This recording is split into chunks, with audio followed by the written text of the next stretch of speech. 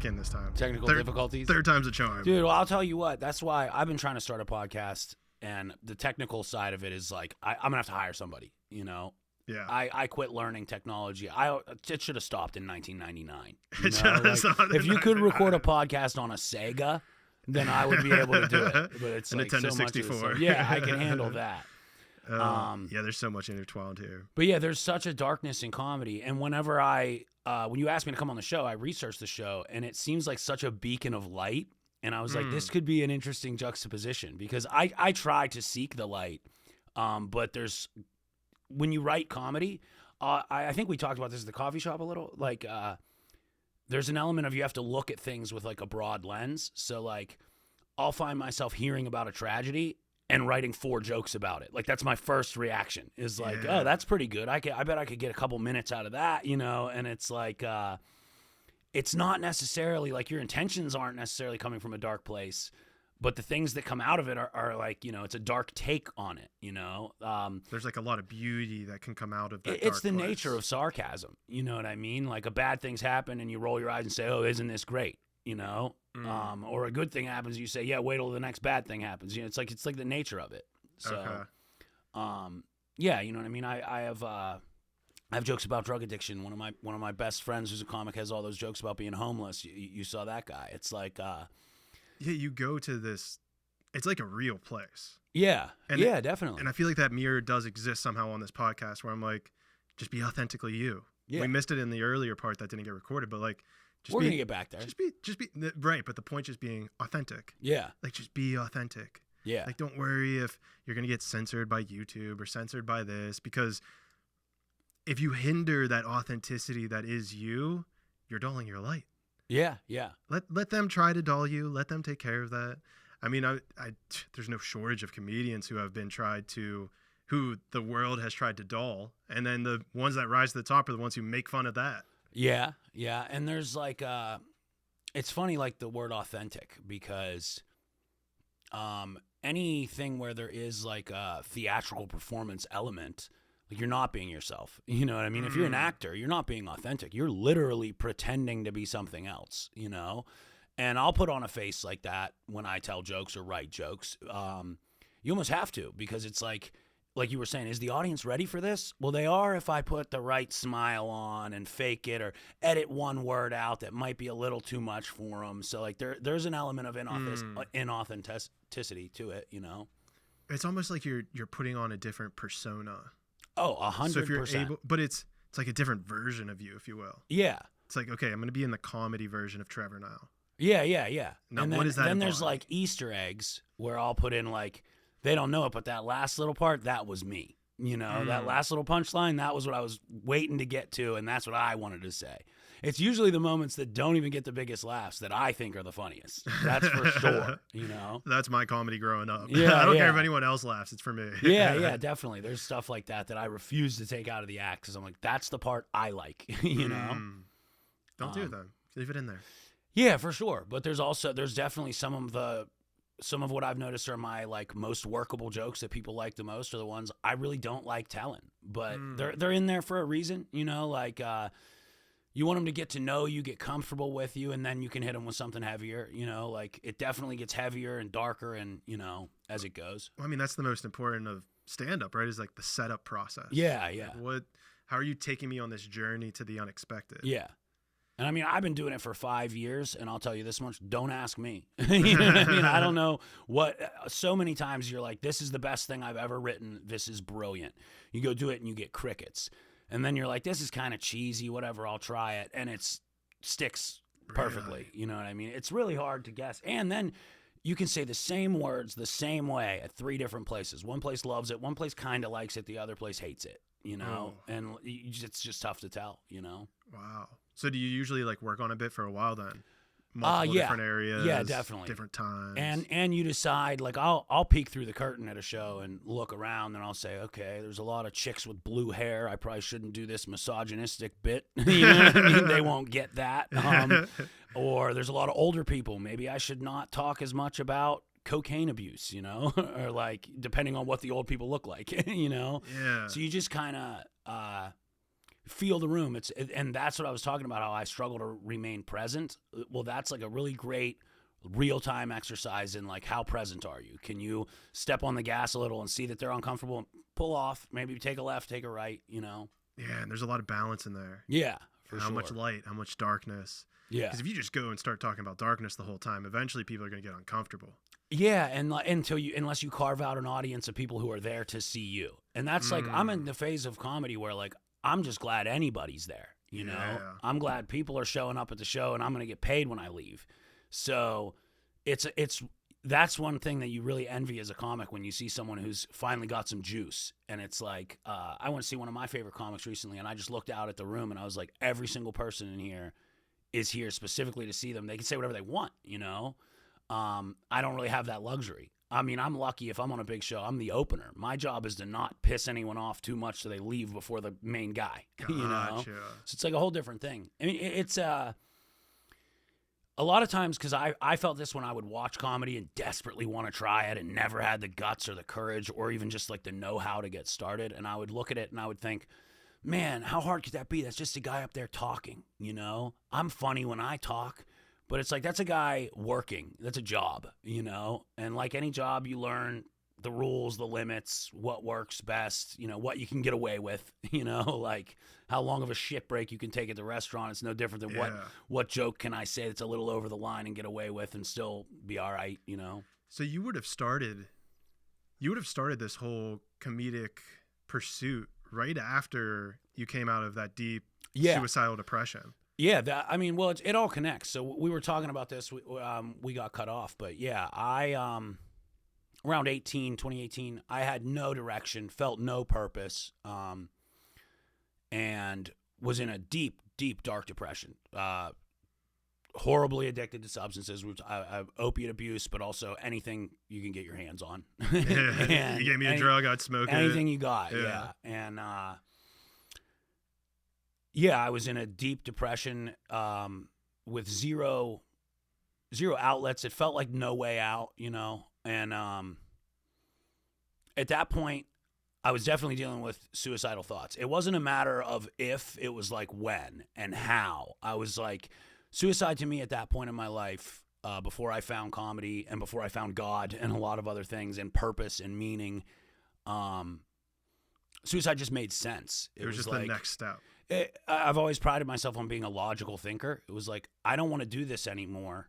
There's one way that can make it stop. Made plenty of sense to me. Do you feel like from your experience, that's how most people perceive whenever it gets to the spot of suicide? It's just like, it's going to happen at some point.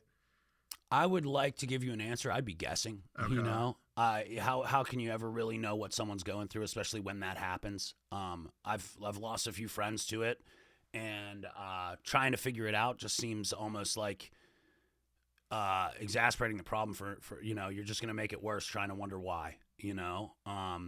It's more about you never know what another person's going through. I can tell you what I was going through. And it felt like I've always struggled with laziness, you know? I was like, all right, I could fix all these problems. That's going to take a lot of work. Or I could just fix all these problems all at once and not have them be my problem anymore. And, I had a friend, God bless him, you know, he asked me if I wanted to go to, he knew I was suicidal. He knew I wanted to die. And he said, just give me 3 days. Come with me on this weekend. We're going to a music festival. He said, just give me 3 days. If you want to kill yourself when you get home, go ahead. You know? So go ahead. And I said, all right, that's a fair deal. All right, deal. And it was like enough. It made me feel heard and seen. Of like, okay, this is someone who will co-sign my bullshit, because that's what someone should have done, is grab me by the shoulders and shaken me. But you know, I wasn't listening to anything and anybody. So it sounds like you needed the opposite of that. You need someone to validate how you were feeling. Yeah, like he validated, like, okay, I get you're in a shitty place. Yeah. So we drove out to Illinois. We went to this music festival, and I was agoraphobic at this time too. That's an important element of the story. What's that?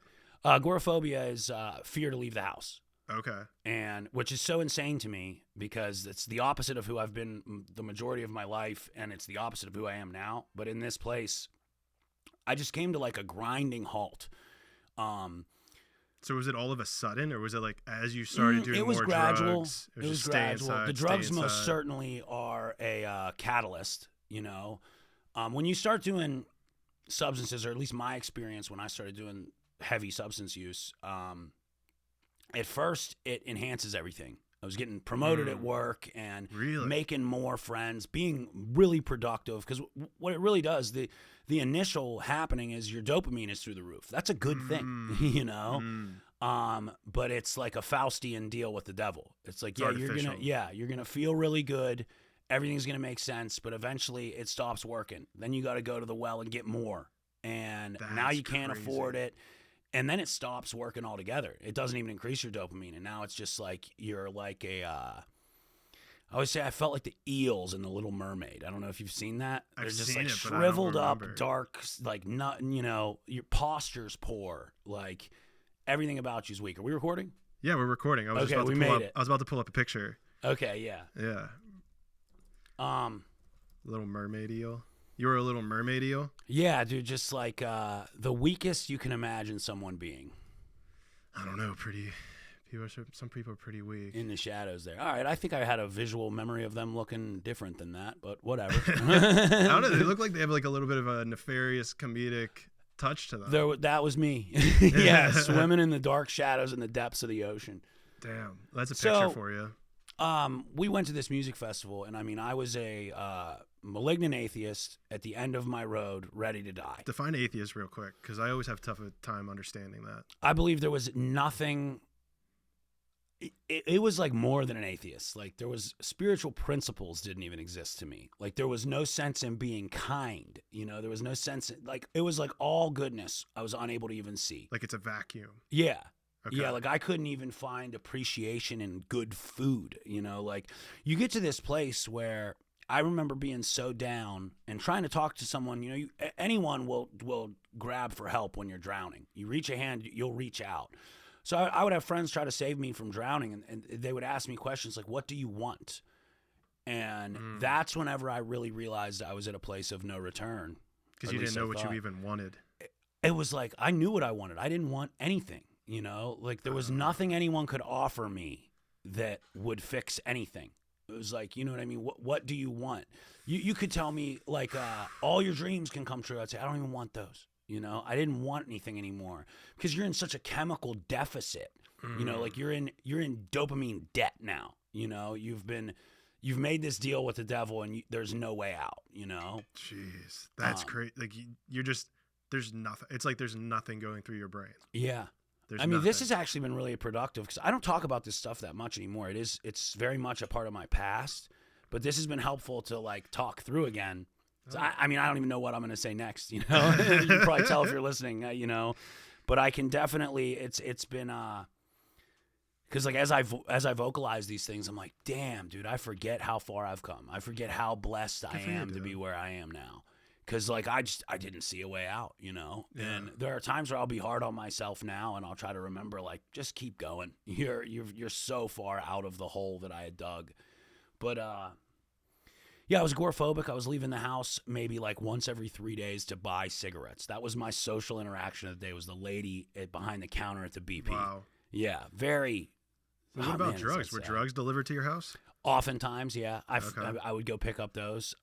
There would be times where I was on like medications provided by doctors just to kind of keep me docile. Yeah. So like, trip to the pharmacy and back. Trip to the prescription drugs were you on? I was on a maintenance medication, Suboxone, for long chunks of time, which is basically just to keep you from doing opiates. But didn't work. I didn't want it to work. And okay. and it's not a good solution. It's very much a lateral move. It's like it's like so you don't have to go and see a drug dealer every day. You can just go to the pharmacy. Different drug dealer. Yeah, it's a different drug dealer with a slightly different feeling to the drug, and that honestly exasperated my suicidality for sure. Why do you say that? I mean, when you buy street drugs, at least you get high. Like with this, it was just like to keep you from getting ill. When you withdraw from opiates, you get violently ill. This medication basically is given to you so you can't get high, but you still get ill without it. Really? Yeah, and it's like I mean, it's just horrific. To So me, doesn't it's it worse than like anything. takes out the negative side effects? Yeah, but also the positive. You know, so you can't get high from it, but you also are like stuck on it. So if you don't take it for a day, you're just as sick as if you were doing drugs every day. Yeah, it's vicious. Yeah, it's because your serotonin and your dopamine levels, they're all rock bottom. It's yeah, not helping and that. without it, like had I never known that medication existed, at some point push would have come to shove, because like drugs are expensive. This was given to you basically for free if you have health insurance, you know. So without the existence of that medication, and there's a lot of debate on is that a good thing or a bad thing, Sure. you know, because I know people who it's allowed to live a somewhat normal life. They take that, they go to work every day, and they don't commit felonies to procure drugs, you know. So that's a good thing, you know. You don't get your car broken into by those people anymore. They don't have to break into your car anymore. You know, there's a benefit to it. But for me, it was just like, if this is life, I'm out. You know, I couldn't stand it. It was the worst. So I mean, I came into this phase of life completely agoraphobic, leaving the house very minimally, and I went with this kid. He was basically just said like, "Come with me. We'll try to do something a little different." So, and I've long been a proponent of like believing that psychedelics can help be a spark that lights a fire that puts you in the right direction. Had you done any psychedelics before this? Yeah, definitely. Okay. I mean, the first time was in like high school, you know, and there was no like spiritual journey. It was just like, this will be cool. It'll be like, let's trip, you know. Let's see the world change shapes.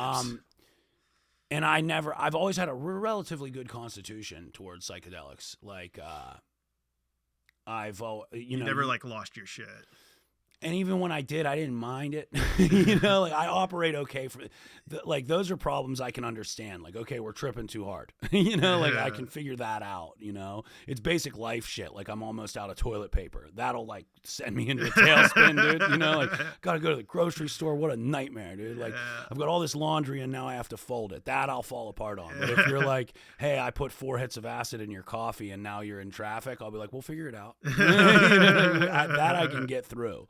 that I know and can understand. That's so wild. Oh man.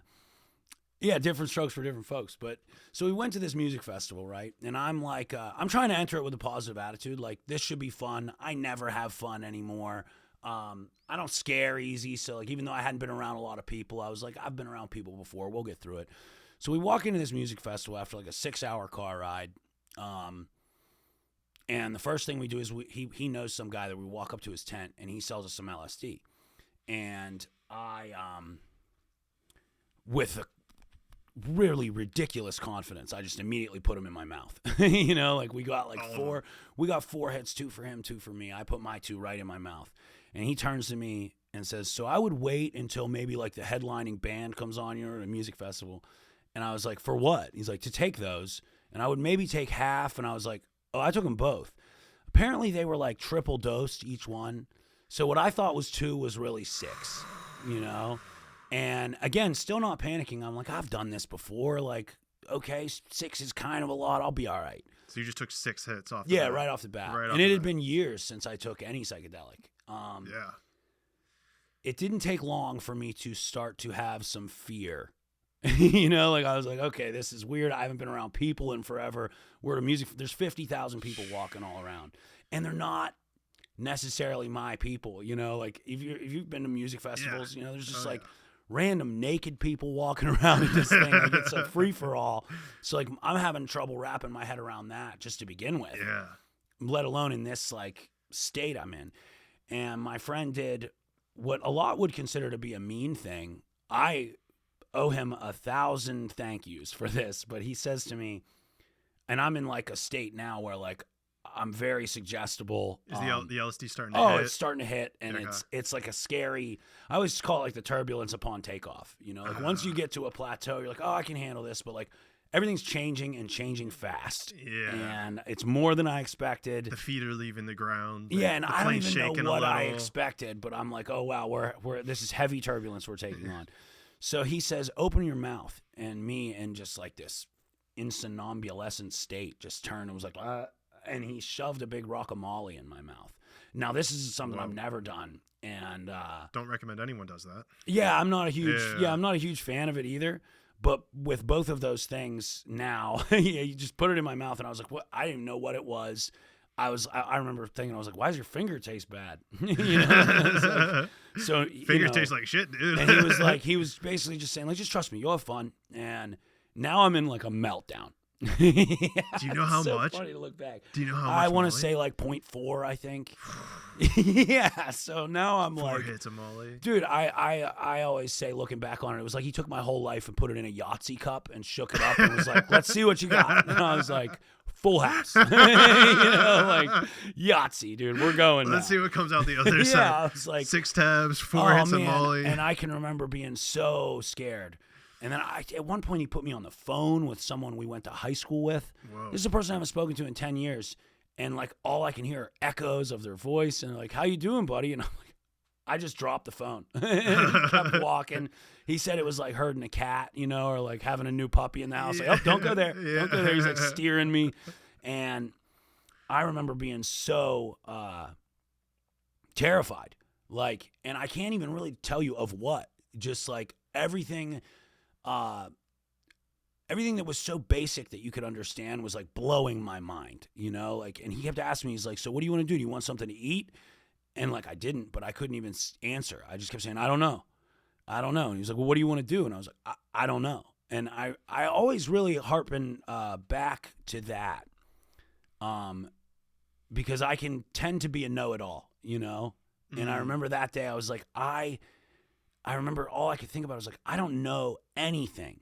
And that might be an exaggeration, but in that moment, like, I couldn't tell you my phone number, you know what I mean? And then I would get stuck on thinking, what is a phone? Like, it was like I was in that much of a psychedelic state of like rethinking everything, which is exactly what I needed to do because I was so set in this place of negativity. It's like a Dark Night of the Soul type thing. It was that. Yeah, it was insane. Re-examining what's up, what's down. And I've done psychedelics before, and I would always say, like, psychedelics, you might look at a brick wall, right? And the lines on the mortar might feel like they're moving a little, or like the walls might be breathing, but you're not seeing things that aren't there, Like, you're seeing things that are there that look slightly different, usually. On this day, everything went pitch black at one point, and I'm in a crowd of 50,000 people, and I'm literally standing alone in the pitch black.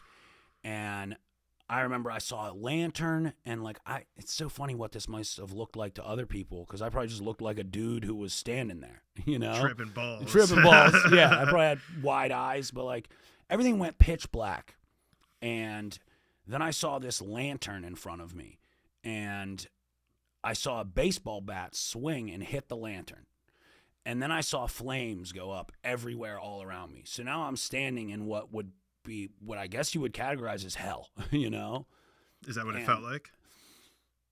It felt like nothingness, which maybe that's what hell is, It felt like absolute nothingness, me standing around fire. There's 50,000 people. I'm telling you, silence, like pin drop silence. I'm standing there. No awareness of anything around me but these flames. And then as flames do, that it was rising, Yeah. And the flames went up, and then they just kind of disappeared, and all of a sudden I was back where I was, There's 50,000 people around, and I'm like, whoa, how did I get here? It's like waking up in front of the fridge, I'm like, whoa, all right, we're back. And I remember asking my friend, I said, "When does the music start?" He was like, "It's been going on for like 35 minutes. I thought that this, it's not my style of music, this like electronic music. I thought it was my digestive tract making this sound. Yeah, because it's like, how that music is. It was like, I was like, oh, I thought that was, yeah. I was like, oh, I thought that was just, I thought I was just hungry. Like I was, I'm literally like that out there where I was like, oh, that's music. That's what that is. You guys hear my digestive system right now, right? We should probably get food. I didn't know what I wanted. Also, it's kind of ripping. My digestive tract has never sounded this good before. It was insane. And I remember at one point I was facing the wrong way, and some beautiful woman, or maybe she wasn't. What I saw that day was the most gorgeous woman in the world walked up to me, and she touched me in between my eyes, and it like a sensation all over me, like, It's so hard to explain this if someone hasn't done a heavy amount of psychedelics at any point in their life. They're I think you're doing a good job. So I just felt this like cool rush all over me and like this sound almost. So she touched you like right where here. your third eye. Yeah, so right on there. your like third eye. And but I don't know if she was doing that on purpose or if she was just like trying to get my attention and was like, I'll never forget. She said, "It's that way." I was facing the crowd. And the stage was behind me. So she was like, oh my God. And like, I was like blown away at just like the waves of people, you know? And she was like, "Hey, the thing you're supposed to be impressed with is behind you." And like me just trying to keep it together, I just gave her like a slow head nod, like, you know, like, be cool, you know? And I turned around and then there's like this giant board with this huge visual. And we stayed and we listened to this DJ, I guess, for, I don't know, maybe it was 5 minutes, maybe it was 5 hours. You know, like I had no concept of time. And he was like, "Let's go for a walk." And I was like, thank God. Like I was starting to get a little smothered by the people. Yeah. And I started walking and now I went from like this ultimate fear to being like, okay, I'm not scared anymore. I remember being so scared because I was like, I'm going to die. Like I felt like I was dying in this crowd. I was like, this, what I'm feeling can't be right. And I'm dying right now. Like my heart's beating in weird ways. And I'm definitely going to die. Now, why that's important is I had been so suicidal. And in this like almost like a toddler state of like, you could jingle keys at me and I'd have stared at them, you know? So in this state, I was like, oh shit, I'm going to die. And without any hesitation or thought, I reflexively was like, I don't want to die, you know? Whoa. And like, I could be like, oh yeah, that's good. You know what I mean? Like, nice, dude, I haven't said that in years. Yeah. You know? It's like, awesome, I don't want to die, you know? It went from like, oh shit, I'm dying to like, I don't want to die to like, this is great news. Oh, you don't want to die. And then all of a sudden I was like, if I'm going to die, I might as well have as much fun as I can where I am right now, you know? And it was like this freeing thing of like, I'm having a lot of fun right now, I think. And like, you know, you get through the turbulence, you know? So, yeah, I mean, the rest of the story, there's not a lot of highlights other than like, yeah, we tripped on acid at a music festival for the whole weekend, you know? And it was a blast. But I do remember later that evening trying to get away from all the noises and sounds and sensations. And I mean, I'm still blasted, you know, like it's a 12-hour event. And, I found my way out. It was August. It was like 100 degrees. So as the sun went down, it was like, oh, thank you. You know, like I was so hot and so sweaty. And I went and laid down in some like cool grass and I just looked at the sky. Wow, great ambience we have in here. Yeah, and I remember looking at something very similar to the way your ceiling looks and just like stars and everything's moving in the sky.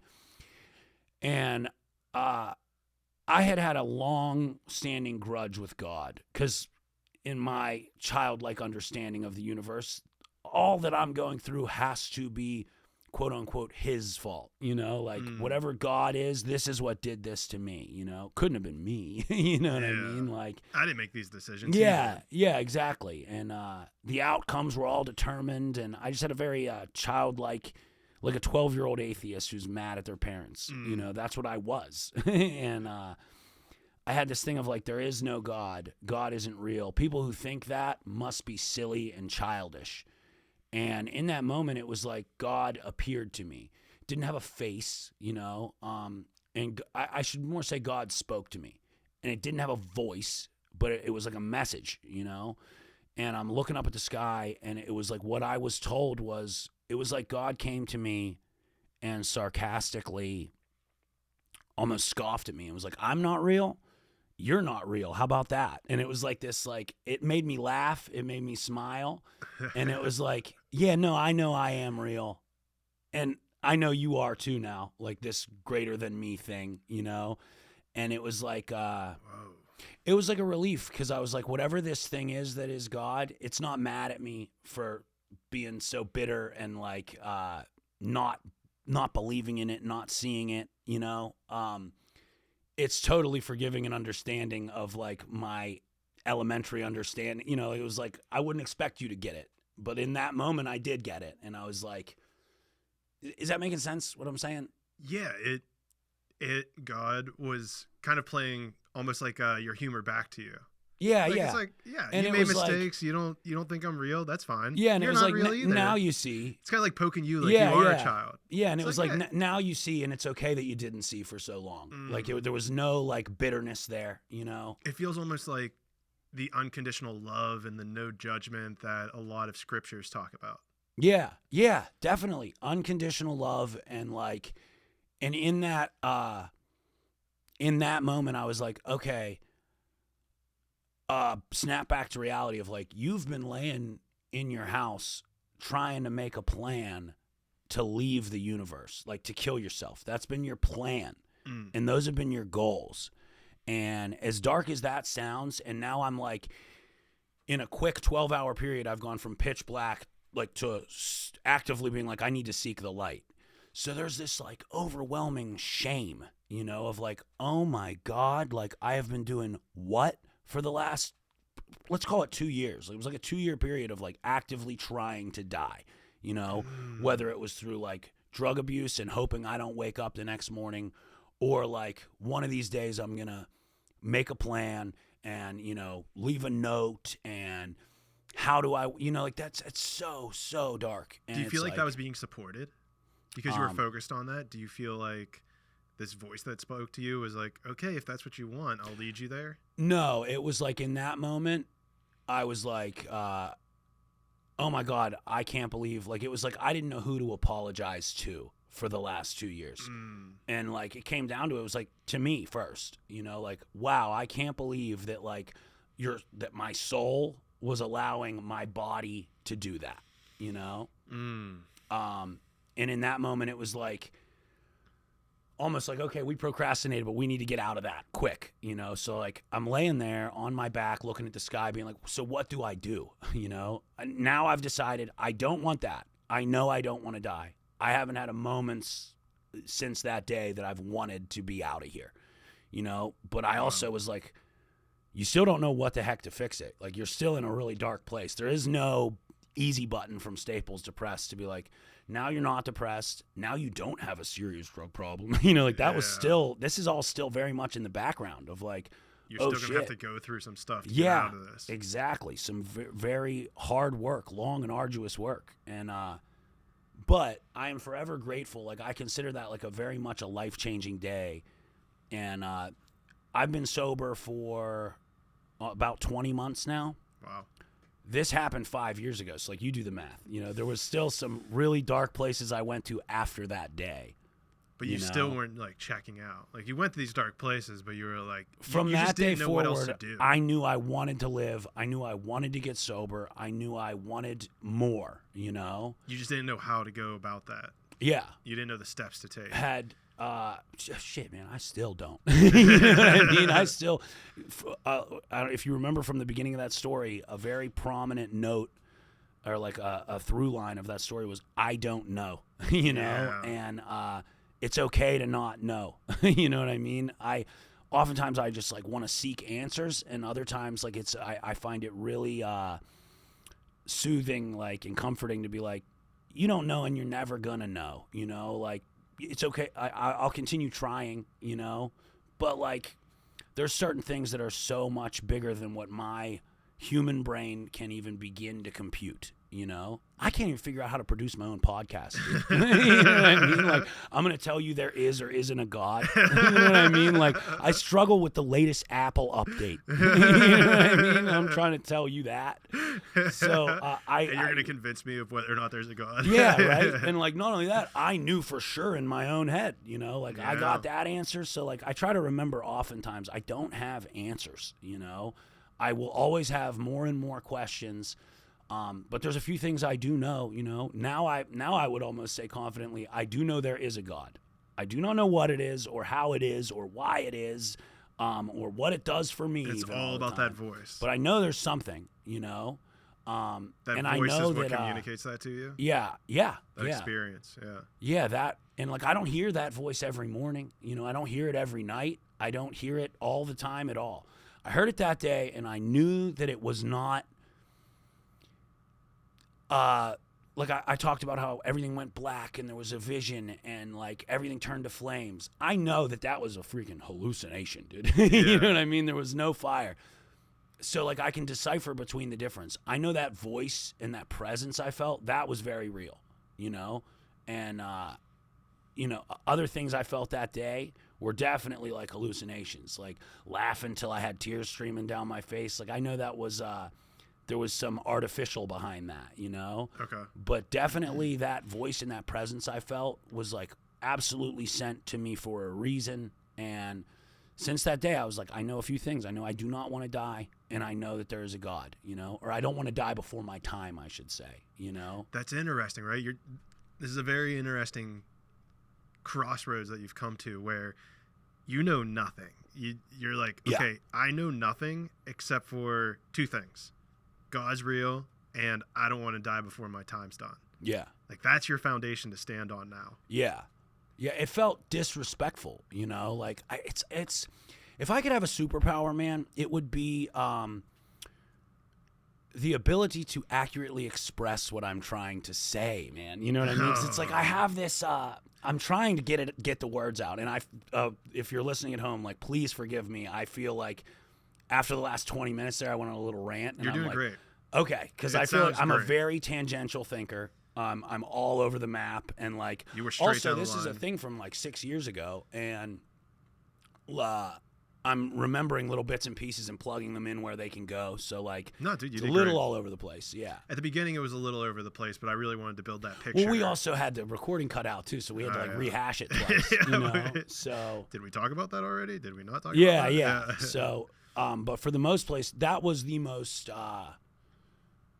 You could argue it's the most important day of my life, and it was in that grass that I laid there looking at the sky, and I had no purpose or Most direction. important day man. so far. Yeah, right. Most important day Yeah, so far. and one of, I'm sure there's other days that were important.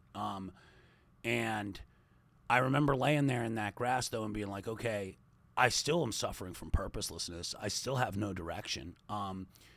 I still am lacking meaning. I sit here across this desk from you today struggling to find meaning and struggling to find direction, You know what I heard the other day?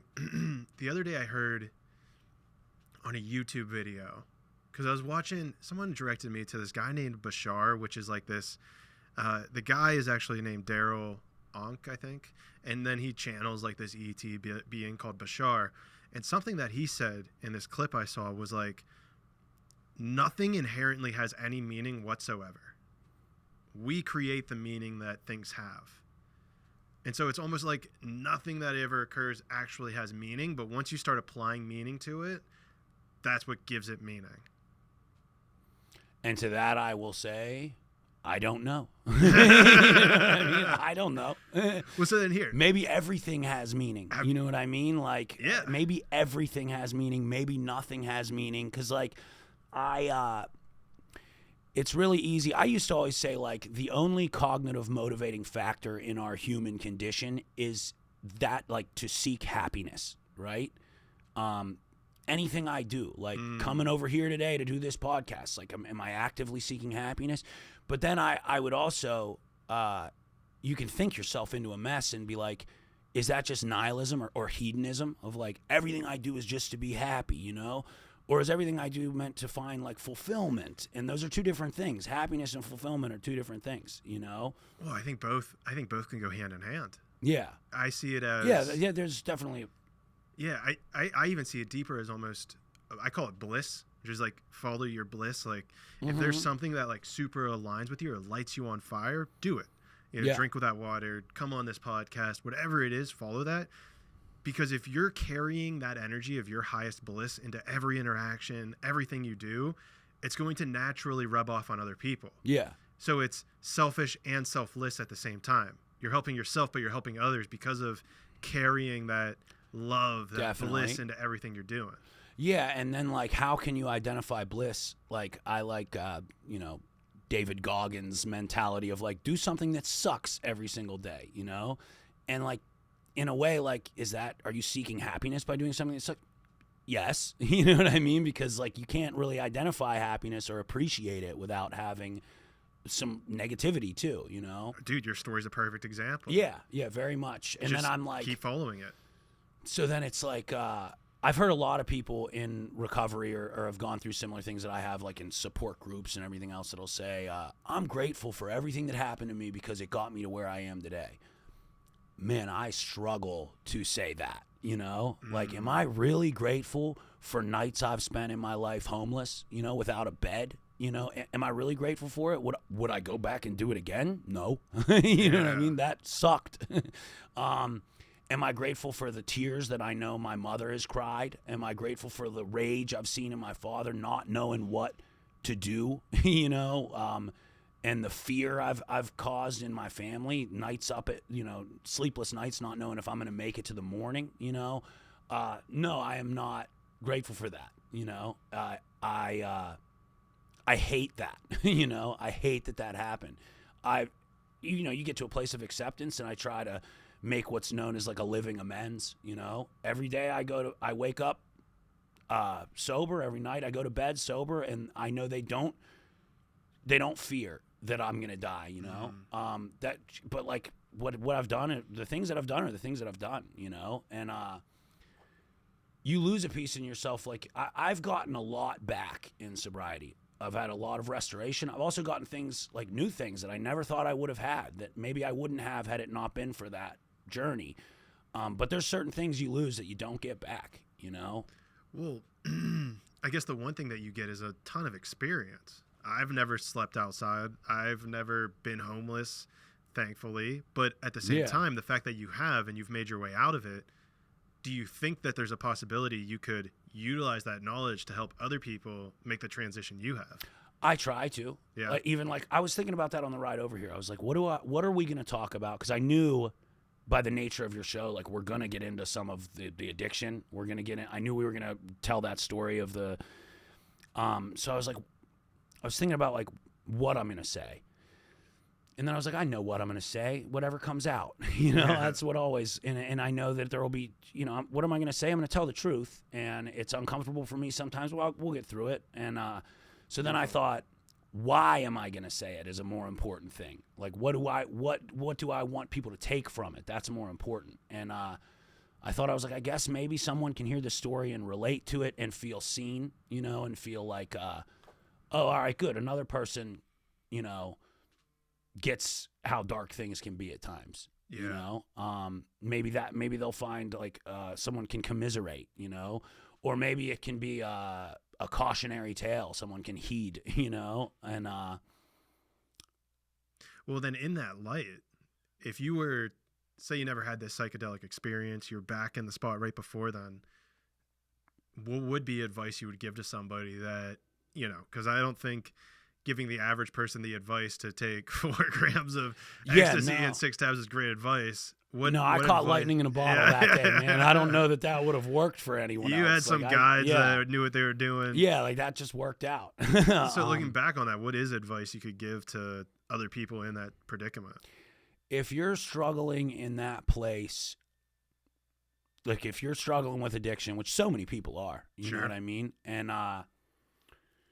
And there's levels of addiction, you know what I mean? Some people are addicted to biting their nails, you know? What do I have advice for you? I don't know, man. Knock it off. You know? But, like, if you're really struggling when it comes to a place of substance abuse, which is what I can speak to, you have to do something to break the cycle. For me, what finally really did it was I had loved ones intervene, you know? So if you're fortunate enough to have someone who wants to help, man, please try to step out of yourself and accept that help. Like, I know my older brother was a huge, huge help for me in the very final time I got sober. And, like, I don't know if I thank him enough, you know? But, again, I try to thank him. How did he break this cycle? Oh, man, he just came to me one day and said, like, man, you've been trying to do this on your own. I've heard your 58 million schemes that are going to work. Like, let me do it, you know? And he checked me into a facility, you know? I went very willingly. I went to rehab, and I had been more than once, you know. But this time, I don't know what made it different, but, you know, so that's another thing. So many people with substance abuse issues, they're like, I've been to rehab. Go again, you know. And they say, well, it didn't work. Go until it does. You know what I mean? Did you try different facilities, or was this the same? I tried different facilities. I tried everything from holistic approaches to, you know, great facilities. I went to a place once in California that had water slides and mansions we lived in. Damn. Didn't do shit. But it was nice. I did enjoy my time there. Yeah, it was not bad. It's a good month. I tried everything from old school approach of like, I tried to white knuckle it several times. I tried medicines that I thought were going to help, but at the end of the day, like what really helped was like surrender, So that's what I would give yourself a chance. You got to break the cycle. And by that, I meant like, I had to go away. For me, it was rehab. If it might be a job, it's a change in life. You might have to move. Whatever you have to do, give yourself a chance to break the cycle, to cut off the people that are causing the negativity or that you're going towards. And then from there, there's such an inordinate amount of surrender. Like, you have to come to this place of like acceptance that like, for someone like me, oftentimes, I'm getting very all over the place, right? But someone will say, can you have do you think you could have a beer, right? Because that wasn't really my problem, per se. Sure. Do you think you could have a beer and still, like, be okay, And I'm like, yeah, I do. But I'm not gonna, and I'm grateful that I don't even have, like, the urge to or the interest in it. And that comes from a place of surrender. Because, like, yeah, would I like to, I play poker with my friends. Would I like to sit around and have a couple beers with them and be part of? I like to feel part of. Who doesn't, Yeah. But I just have this inordinate amount of surrender of, like, I know where that takes a brain like mine, There's two schools of thought. A lot of people think someone with addiction, like, you develop it. I happen to think you're born with it and it becomes activated by, like, I don't think I just took things too far and then got addicted. I think I was born addicted. It was then introduced to me and I just took off running with it, I think if I was born on an abandoned island and never had access to drugs, I would have found something to get addicted to, I would have figured it out, Coconuts or something. Yeah, right. Yeah. I would have just been big in the game. Do you think, I remember reading this, I'm curious what you think about the environmental aspect, because I remember reading some article, and it might have just been on Instagram, so I don't know how legitimate it was, but they were talking about military personnel who went to Vietnam and tried, was it heroin? Yeah. Heroin for the first time, and like maybe like 30% tried it, but when they came back, nobody kept doing it. Yeah. I mean, not nobody, but yeah, way outside of the numbers. Yeah. Right. A lot of times that is brought up in relation to the rat park study. Are you familiar with that? No. Okay. Wow, that's interesting. Study? So, are we still good? Yeah. I'm rat park is really interesting, man. And there's an experiment done. It's probably like 40 years old now, at least. But they take a rat, they put it in a cage with nothing to do. And this is, I'm not a scientist, so I'm going to give you the bare bones version of it. They put it in a cage with nothing to do. There's two bottles, a bottle of water and a bottle of cocaine. Or substance of your choice. The rat goes, tries the cocaine. It's got nothing to do in its cage. It's just a cage with a bottle of cocaine. It'll keep going back to it to get more and more until it eventually dies. Because that's where the dopamine is. Yeah. Okay. Then they'll take these rats and they'll get them addicted to cocaine, but they'll put them in what they call rat park, which is like a utopia, like there's a place for them to fuck and there's a place for them to eat and there's a place for them to play on the wheel that the rats like, Yeah. and there's shit for them to do. And at that point, they reintroduce the cocaine and they reintroduce the water. And oftentimes the rats will then go up to the cocaine and turn away from it. And they'll go just to the water because, it's basically like, is it your environment that's causing you to actively seek this substance, Yeah, if you don't have an environment or a system that's set up in order for you to cultivate, to be happy, to figure out these things you want to do. Well, that's what, it's interesting because people, when I first was getting sober, they say, you can't be doing stand-up comedy, man. You're in the bar scene. There's drugs everywhere. And it was like, dude, that's my wheel to run on, though, Okay. That's my rat park. I love doing it. And I remember laying on my back in that grass. I was like, what do? I have no direction. And I remember being like, I love the sound of laughter so much, dude. I mean, since I was a little kid, I loved making people laugh. I don't know if it comes from a place of like, I need the attention on me or doesn't matter. Everybody's safe when you're laughing, man. Like, it's just a good place to be. And I was like, I always had this thing. It was just like that day it spoke to me. I was like, that's what I want to do. And I started within like 3-4 months of coming home from that event. So this was right. This was right after you heard the voice of God. Yeah, and I was like, I didn't know much, man. I was like, there's a God. I don't want to die, and I think I'm gonna do stand-up comedy. Dude. I was like, we're good. Keep it simple. Dude, and those are three slowly very simple but surely, things. man, I would add little tiny things in of like building a life because I was building from scratch. You know, Yeah. I had zero, man. I was in the negatives. So, but yeah, having something that you give a damn about, having something that's like worth losing it's important, you know. And so many people, that's why like when you see people on the streets like in homelessness, and it's like it's a more complex problem than people think. Like a lot of people think like we have so much money in this country, we have so much money, why don't we should house these people. And I'm like, dude, they need more than a house. It's not a brick and mortar problem, you know. They need a passion. Where are you going to come up with that? You know, they need like a full rehabilitation of how to function in the world day to day. Yeah, it's interesting you say this. There was someone on my podcast, Dashima Gordon, Odyssey number 086 maybe. That feels wrong. 084, something like that. But she talked about how growing up she was essentially homeless. They had like a van. She was like, we had the money, but like my parents just didn't. It was like she basically linked it to a mental disorder. Which I find very interesting that you're bringing this up in your story too, where it is a mental disorder. Yeah. There was a guy right on the edge of the Strip District here. What bridge would that have been? Probably the Veterans Bridge. Is it the Veterans Bridge? Yeah, I think it's the Veterans Bridge. Underneath it, that doesn't feel right. At the end of the Strip, right at the end of the passageway, there's a bridge there. And underneath it, this dude had stored up so much junk that it was like stacked to the top of the bridge. Yeah, it's crazy. It was as wide as maybe like a quarter of a block. And it was just one dude. I was driving by whenever they were like removing it with these like huge machinery, putting it like into a dump truck. Yeah. And I talked to the police officer, like, what's going on here? He was like, we're finally removing all this trash, I was like, yeah, what was going on? He's like, it was this one guy. Yeah. Who had it. I was like, what? Yeah. I thought it was like a whole city for homeless people. Yeah, no, one guy. It's crazy what you'll accumulate. That's like, it's one of my guilty pleasures, man, is I love watching Hoarders. Yeah. Do you know that show? Well, dude, I experienced it with this guy. I'm aware of the show. Yeah, it's fantastic. I mean, it's horrible and dark and morbid and a big waste of time to do, but I can't stop watching it, dude. But you should watch it. I'm just like blown away by the things that these people accumulate. And again, it's like what they do is they take all their stuff, they put it out on the yard, first of all, and they say, okay, we have to throw some of this stuff away.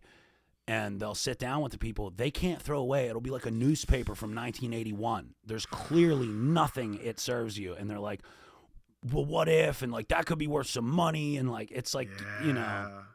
Yeah, there's a whole what if game that occurs. Yeah, man, the human mind is insane. And then I wonder, I'm like, the human mind has been around for forever. It's been fine. You know what I mean? I think that we're in it's symptomatic of like we're in a very sick place, you know? Like that, for example, that hoarding, which is a very niche subsect of mental illness. It's its own thing. But like I think that that's consumerism. That's like an allergy to consumerism, you know? Like that's a person who got focused on things, dude, fixated on things so much that they're literally keeping, like some of them keep anything and everything you can find, expired food, and it's like, I think that's like symptomatic of consumerism gone wrong in their brain. That's interesting. Yeah, that makes a lot of sense, because I know at some level consumerism and capitalism has this undertone of scarcity about it. It's like there's not enough in the world, so you got to get while the getting's good. Yeah.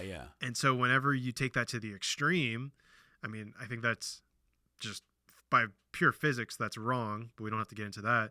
But if you take that to the extreme, then you have situations where people are like, who knows? Maybe someone will want moldy food and I'll be able to make a quick buck off of it. Who knows? Here's a newspaper. Or like, I spent good hard-earned money on this. I'm not just going to throw it away. Yeah. And like, it's to finish all your food that's on your plate, which contributes to obesity and being overweight. And even though you hurt, you're going to still eat more. I went through that. That's why I was speaking from the soul right there. But yeah.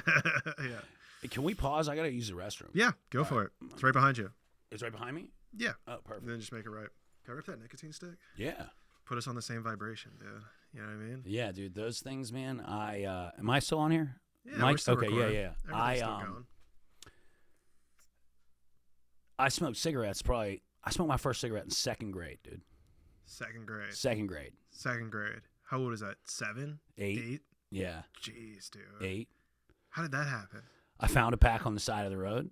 And No, you did not. Newport's 100s, dude. We were just talking about mental illness. Well, that's so funny you use that word because I was going to say, like, yeah, you're born with, like, I always refer to it as a spiritual malady of just, like. A spiritual malady. Yeah, which is actually, that's out of AA literature from, like, 1910. But it really rang true with me of, like, and to this day, man, I like doing bad things. You know, you're just a bad I was dude. born with it, man. Yeah. Bad to the bone. Bad. But like, I just like. I used to tell a joke about it where I was like, I'm 35 years old, and if you wanted to, I would go egg my high school Spanish teacher's house again right now. You know, like just I like. fun. There's just like this element of like mischief and like and I mean I have it channeled into such a better place than it ever was before. But yeah, most 8-year-olds don't find a pack of cigarettes on the road. Like, I remember when I was with my friend and he was like stunned and I was like, let's smoke one of them. And he was like, are you out of your mind? And turns out he was right. I was. You know? But these things, I mean, it's like, is it good for you? Is it bad for you? Probably not good for you. But, no. You know, I think it's moderation too. I think the biggest Yeah. issue with that is like, and I'm guilty of it in the past. Luckily, I don't buy them anymore. Cause Yeah. It's like, I know. It's just like when you sit there and you're smoking it, Yeah. that's what I think well, not it's good. they say nicotine isn't really bad for you. It's good for you. It's all actually the a junk neurotrip- that's in here. Yeah, it's You the know? vapor. The French vanilla flavor. You're dude. probably not- the best parts. That did taste Yeah. pretty good. Yeah, right. It's Yeah. birthday cake, dude. Yeah, it's birthday cake. So it's better than cigarettes. I used to I'm have banking on. nicotine gum for a while. I still have Yeah. some upstairs, but I don't really take it anymore. Yeah, But that was actually- good. That would get me in the zone. Yeah. There's Yeah. it's definitely. I don't know. I'm down to picking and choosing my vices. You know what I Yeah. mean? Well, dude, and it goes back, in my opinion, to like following your bliss. Yeah. Like, try it.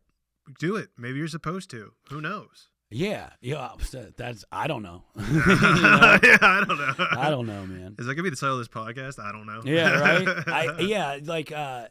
There's something in like I talked about. There's themes, and if you're listening very close, because I'm very excitable, you know, so I'm jumping all around. But a theme of that is like, yeah, there is definitely something to be said about surrender, and that's like what that I don't know piece is for me. Is like I don't know, and that's okay, and like.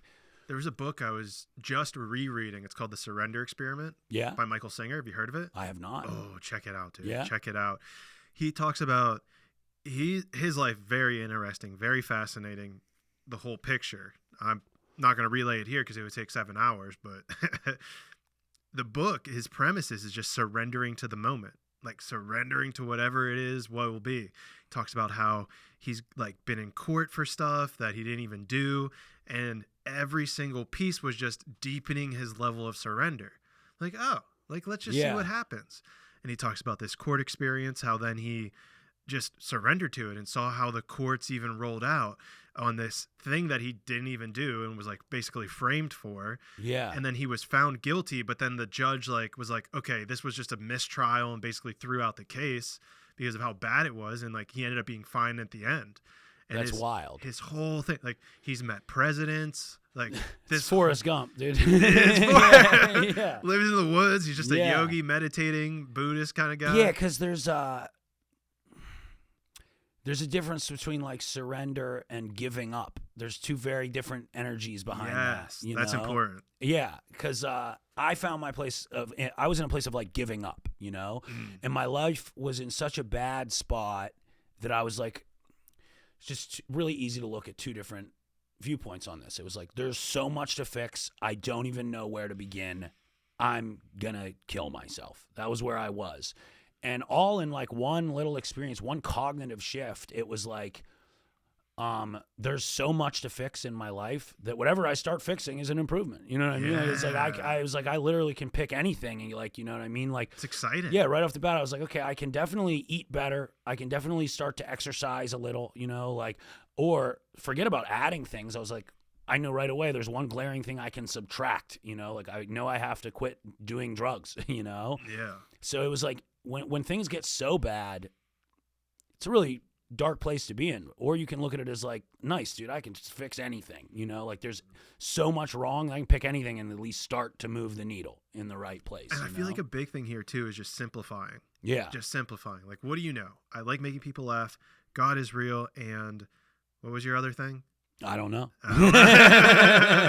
Doesn't matter. No, but just simplify. Yeah, and like the other thing that happens when you get into like a vicious habit loop of substance is you get into this place of I want an immediate fix it, because that's what substances do. It's like you take it and you're better in 20 seconds. You know, you're like, all right, I'm okay, you know? So now when it's time to really make real changes in your life, you're like, how do I fix this all? I'll tell you how. Not today, you know? Like you fix it all gradually. And I realized, like I talked about, there's certain things I'll never get back. And there's something about the never-ending pursuit that is what makes me okay. You know, like I know that I will never fully be okay. There will always be something that needs fixed. Even the things that I've fixed will need maintained. And I always talk about, I always was like, when will I be better? You know, and first, I'm going to be better tomorrow. I'm going to be better than that the next day if I keep doing the right things, you know, like you're always getting better. And I used to think like, when can I be done? You know, like, and I used to always think like, as I got like my first year sober, I was like, I can see the light at the end of the tunnel, you know? And I always hearken back to a friend of mine who's also in recovery for 20-some years. He's kind of like me, man. He's one of the wisest people I've ever met, but he's also an idiot. And like, I really could connect to that. I was like, you know, like we laughed at the same things. We both could understand that there's so many people smarter than us, and we have to put trust in that sometimes, and that's a difficult thing to do. But he always said, if you see the light at the end of the tunnel, get the hell out of the way. That's a train. And I thought that was so profound, that stupid little piece of like, you see the light at the end of the tunnel, that's you thinking, oh, I'm almost done. You're never done. If you see a light at the end of the tunnel, that's a train coming to run you over, you know? That is not the through, and you're like, you know, life is the tunnel. I guess the way you're saying it, though, feels kind of heavy. Yeah. Like, I don't know that it needs to be that heavy, though. I know what you mean. I think when I first heard it, I thought that too. Like, oh, like death and doom is always coming at you. But like, it's not that. It's that like simplify thinking you're done. You know, like you're never done working. You're never done learning. You're never done.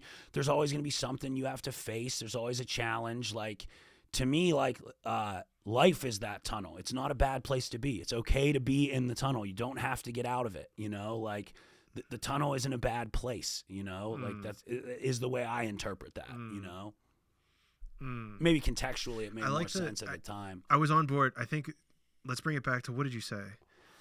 The quote that's coming to me. I don't know if I heard this quote somewhere. I know I tweeted it once upon a time. So I'm going to take credit for it unless someone can prove me wrong that someone else said this quote, which is, not every day can be a good day, but every day can be a better day. I like that. And I think that's touching on what you're saying here, where it feels like it makes it less heavy. It's like, yeah, like the heavy way is like there's always more work to be done. The less heavy way is everything can keep getting better. Yeah. Things can keep getting more fun. Things can keep getting more exciting. Yeah, definitely. Things can keep getting more blissful. It reminds me, and like it's funny because I never really preached the AA stuff because it used to turn me off so bad, and that's one of the biggest issues with the program is like people come in there broken, and like you try to give them anything lighthearted, they get upset, you know. But another thing, there's always these little things I kept with me from my time going to rehab and my time, you know, in early sobriety, and one of them was like, do you know the difference between a good day and a great day?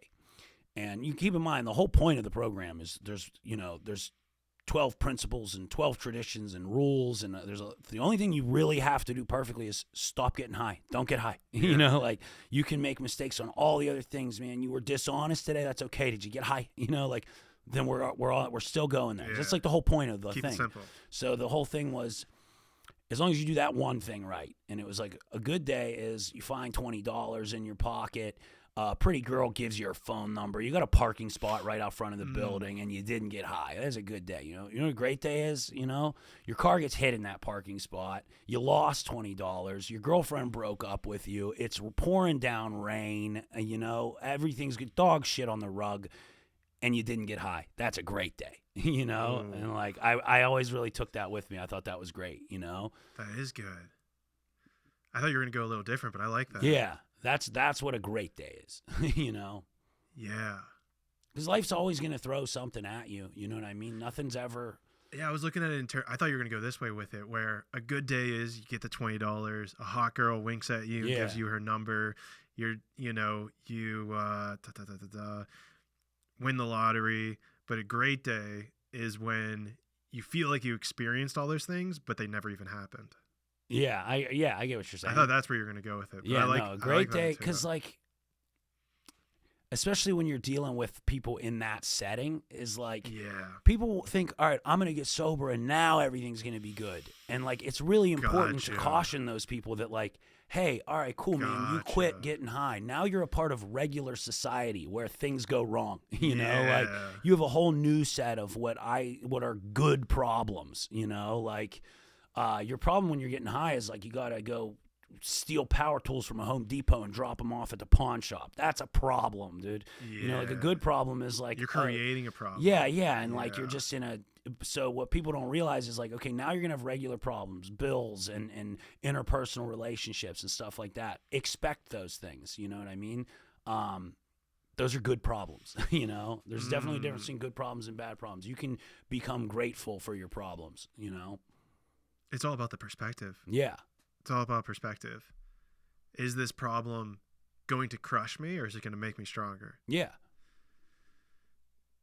I also feel like you're approaching this. I like it. You're approaching this from that mindset of like being in such a dark place and kind of getting your way out of it. And I feel like, I mean, it's not a perspective I have. I mean, you know, I've done drugs in the past and gone through phases where I'm like, oh, I should probably stop doing drugs and had that ability. But there's definitely something to that. Even like, you know, I've had phases with marijuana where, you know, I would smoke for days on end. Like I'd probably go a month smoking every day. And it was like what you're saying. It's like, just because you smoke doesn't mean the problems are going away. Yeah. You're masking them. You're just hiding them. Yeah. They're still going to be there once you get sober. Yeah. Yeah. And I'm not the type of person who's like against all, I mean, I'm a stand-up comedian.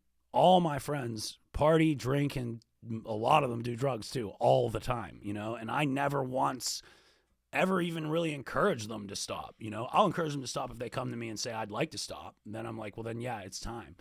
But we talked earlier about, are you born with addiction or is it something that happens to you? And I believe there's a medical definition of addiction of like people who experience, or something along the lines of like continued substance abuse despite negative life effects, like compounding, you know?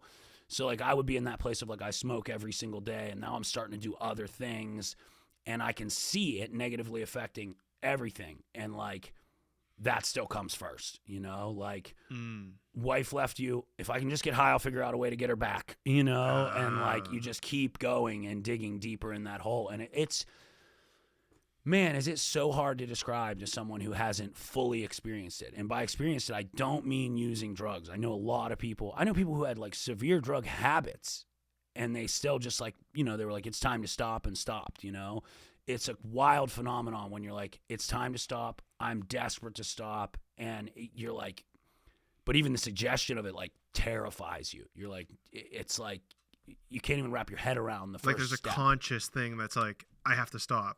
But then there's another thing that pops in that's like, no. Yeah. Like I can't stop. Well, that's why powerlessness is, I believe it's the first step of AA. I should know this stuff better. But acknowledging that you're powerless. You know, a lot of people think the first step is admitting you have a problem. Like, no, that's like step 0. Anyone can, it's pretty obvious by the time you walk into drug and alcohol rehab. You're not there because you're good. Yeah, nobody ends up there on accident, you know. And, but there's this, piece of like, I acknowledge that you're powerlessness. And I used to think like that's such a defeatist attitude. Like, no, I'm powerful over this. I can beat it. But it's it's almost like you're in a fight, you're in a boxing match with prime Mike Tyson, you know? The only way you win that fight is to acknowledge that you lost. Otherwise, you're going to keep getting beat until you die. Because you never fight. Yeah, you're just going to die in there. Yeah, you see him in the ring and you're like, yeah, you're going to win this again. Yeah, this is a fight. Yeah, it's an unbeatable opponent. Like, don't even call it Mike Tyson, dude. You know what I mean? Like, it's like a bear mixed with a lion mixed with Mike Tyson. With some dragon hybrid. Yeah, nobody ever beats it in this particular scenario that you're creating, you know? And the only way to win is to say, I fought and I lost, and I'm still here, you know? That's how you win. Don't even enter the ring. Yeah, well, that's the way to win. But in this, you know, in this scenario, you've been in the ring for too long, you know? Throwing in the towel is how you win. Like, acknowledging that it kicked your ass and you can't beat it, you know? And that's when you beat it, you know? You get out. You just stop playing the game. You just play a different game. That's what I was talking about when you said, like, what advice would you impart onto somebody? Break the cycle any way you can. Like, get out of the ring. You know, you got to get out of the ring. You're continuing to try to find these alternative methods, and like, maybe I try this medicine, or maybe I'll use less, or it's like the only way is to just get as far away from it as you can. And it seems impossible. I needed full blown intervention. You know? Yeah. Have you seen it work with other people in different ways? I know people who have stopped a severely detrimental drug problem and returned to moderation, you know, but I would argue those people don't have what is referred to as like the mental disorder that is addiction, you know? It was like you were just living too wild and you learned how to pump the brakes, but like when you have that thing where like it's so hard to describe, because it's like as soon as something goes in me, it's like that's running the show. All the decisions are now made around that. Like, some people go to see a concert and they want to have a few drinks to enhance the experience of the concert. I go to a concert because it's enhancing the drinking. The drinking is the thing to do. Okay. You know what I mean? The drug is what I'm doing. The drink is what I'm doing. And there happens to be music that makes the drug better. It's like on the side. Yeah. Whereas other people are like, the music is what's happening and these drinks are kind of enhancing it. And that's nice, you know? Yeah. But for me, it comes from a piece of like learning to love yourself. I don't know that I will ever love myself enough to be able to ingest a substance that makes me feel better like that, because I don't want to return to how I feel without it. You know, it's like you have to have such strong, if you love yourself and that's your baseline, you were either born with that or, you know, had a good enough environment that's a piece of you. But if you be authentic, I have an enormous amount of hatred for myself. And like, that sounds dark. I'm doing okay. You know what I mean? But if I start drinking, like, I feel better. So I don't want to go back to that person. So like, I don't love myself enough to give myself the privilege of escapism, because I won't want to come back. Well, I want to stay in the escaped place. I think you're looking at it the opposite way. I think you have so much love for yourself that you don't go to alcohol, that you don't do drugs. I think that is self-love. Oh, okay. Oh, yeah. It's definitely an act of love to get out of that. It sounded like you were saying the opposite. But I mean, I was, you know what I mean? But like, it's about perspective, you know, because like, the way you're interpreting it isn't incorrect, but like what I'm saying is like, the reason some people drink and just can't stop, or use drugs and just can't stop, is they don't like what they're going back to. Like I've done drugs with people who are like, oh man, this was fun, but I can't wait for it to wear off. You know, this was such a great night. It's starting to wear off. That's nice, dude, because I got work in the morning, whatever. And my attitude would always be like, it's starting to wear off. You think we can get more before I have to go to work tomorrow? You know, because I'd like to feel this way at work too. And like, it's like, that's where I want to be. It's like this, you want to escape because you don't like, you know, by definition of the word escape. I want to get away from that other thing. I don't want to go back to it, you know? Yeah. And that's what compounds the problem. Yeah. What do you think do you think there's like an overarching thing in society that could change that would help alleviate this mental illness, help people maybe to love themselves? Well, first and foremost, I would like to answer your question by saying, I don't know. You know what I mean? I want to make that clear to anyone listening that I do not know. But if you had to guess. But if I had to take a guess, man, and I mean, you know, like, it's important that I speak for myself, but I know that a relationship with God, and like if we had that societally, you know, like how can you, what are you gonna mandate it? You know what I mean? You can't make it a law. Sure. You know what I mean? And but for me, a relationship with God, and understanding that I am not the most important thing going on right now. So in other words, how I feel, which was always number one for me. How do I feel? I need some drugs so I feel okay, and that's what matters more. If I have to steal to get it or lie to get it, how I feel is what's most important. Acknowledgement that that's not the truth. How I feel is not what is the most important thing. I hardly even think about it anymore, you know, because how I feel is not what matters. Like I would rather place an importance on what I'm doing today, not how I feel. And believe it or not, when you put an emphasis on what you're doing, you actually feel okay anyways, you know, so it works out, you know, like. Well, so go back to this God piece then. Like what does that mean to have a relationship with God? What does it mean to have a relationship with God? It's such a personal question for me because I was raised heavily in religion. So I had this convoluted idea, evangelical Christianity. Okay. And, which is honestly, if you ask me what I ascribe to today, it would be that, you know? But it used to be such like an either or, like, are you going to heaven? Are you going to hell? Are you following these things or are you not? And I was always taught that, like, yeah, you need a literal interpretation of the Bible and things like that. And I had too many questions for that to work for me, and it like didn't mesh.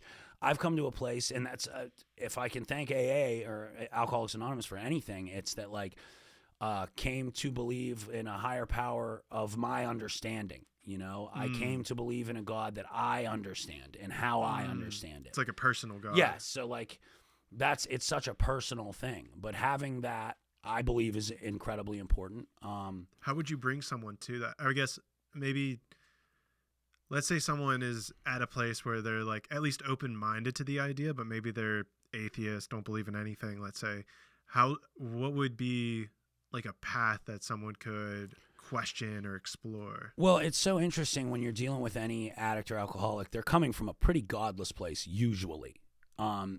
And it's so crazy because like the first 3 steps of AA all have to do with turning your will over to a power greater than yourself. And people just get so stuck on that. It's like, I'm not doing that. I don't believe in God. And like what you're asking me to do is give up my will. Like they're concepts that are hard to wrap your head around. I still don't fully get them, you know? And what they'll try to do, like often they'll try to do these little illustrations that you can poke holes in them and have a million questions. Or you can just surrender and be like, I'm here for a reason. I just want to stop doing drugs. So like you just kind of nod your head and like resist, but get through it. And like, but what they'll say is like, you're not the greatest power in the universe, right? And some people think that they are, you know, like I'm in control of what happens to me. I make these decisions, like, and there's truth in that. But they'll often use the illustration of like stare at the ocean and try to stop the next wave from crashing. Like you can't do it. You know, there's something bigger than you happening. Control is an illusion. You know what I mean? As much as you think you have everything going in the right direction, man, like get a flat tire, lightning strikes, you know, like you don't have any control. And giving that up to me has been really helpful. Like, you know, not trying to control, which I still try to control a lot of things, man, like whether it be like manipulating interpersonal relationships or whatever. But I constantly try to remind myself, like, there's certain things I can change, there's certain things I can't, and I have to know the difference between those things and go with the flow on that. And so then is it almost creating this perception that there's something else that's controlling the ocean, something else that's controlling things that are out of your control?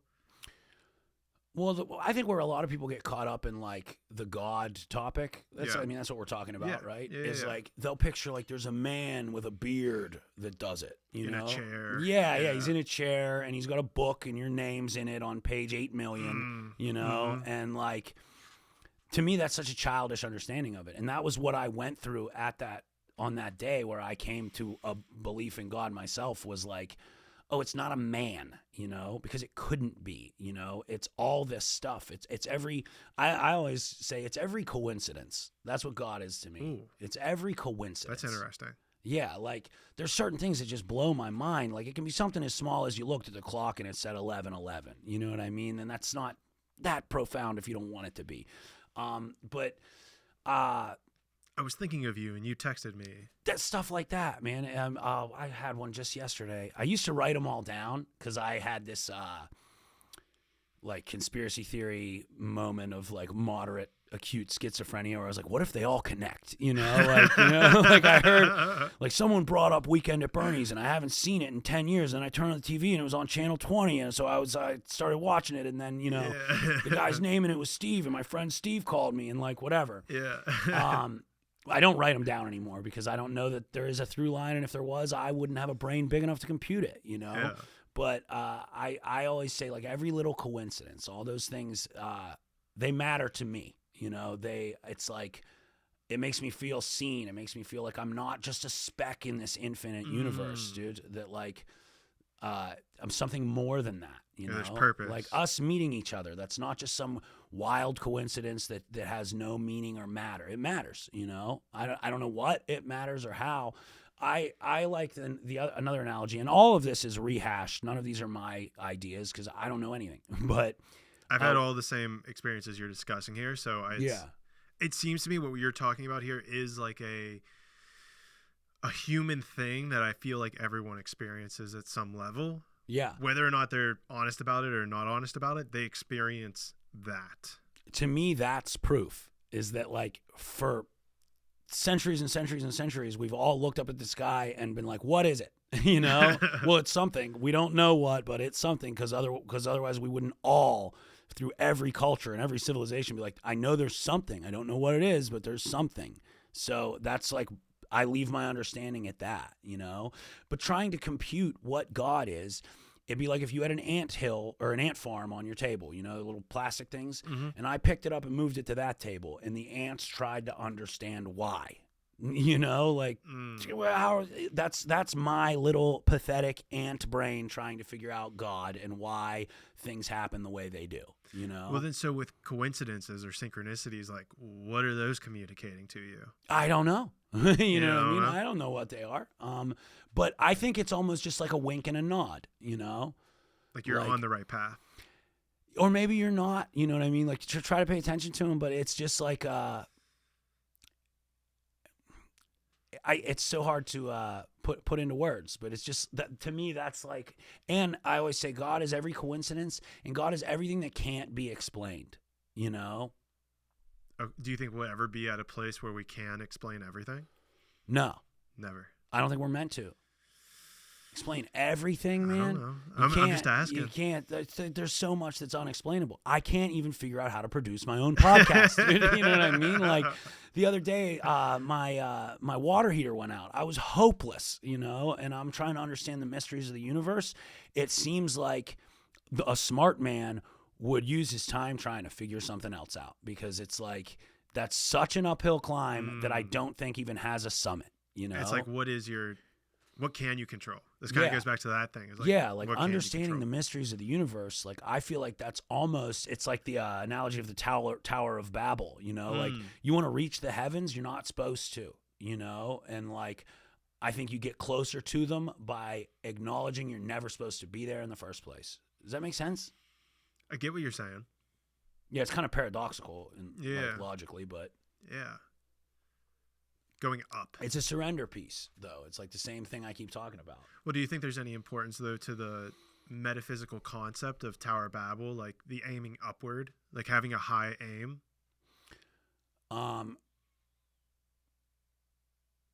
I think setting an aim in like your daily life and your goals is important. Yeah.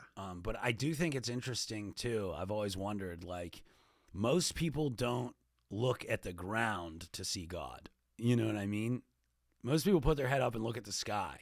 And I don't know if that's like from years and years of reading, like in the heavens above, or, our culture or whatever. Maybe there are cultures, and I'm just not very informed, that have looked at like the earth as God. And I understand like the concept of Mother Earth. And like, I know there's some stuff. I was actually discussing my last podcast. Yeah. It's something I've actually been trying to practice a lot. Like nature being the supreme. Yeah. Yeah. But like that ties in with the sky too. Sure. All of it. I guess. Yeah. I often start sentences and not know where I'm going with them, but like, That's fine. It is definitely a trope where like, touch God, you're going to look up, like that's a common, for me, my initial thought is like, if you said, hey, I want you to look at God, which is strange because it's traditional to bow your head to pray, but like, that's like a,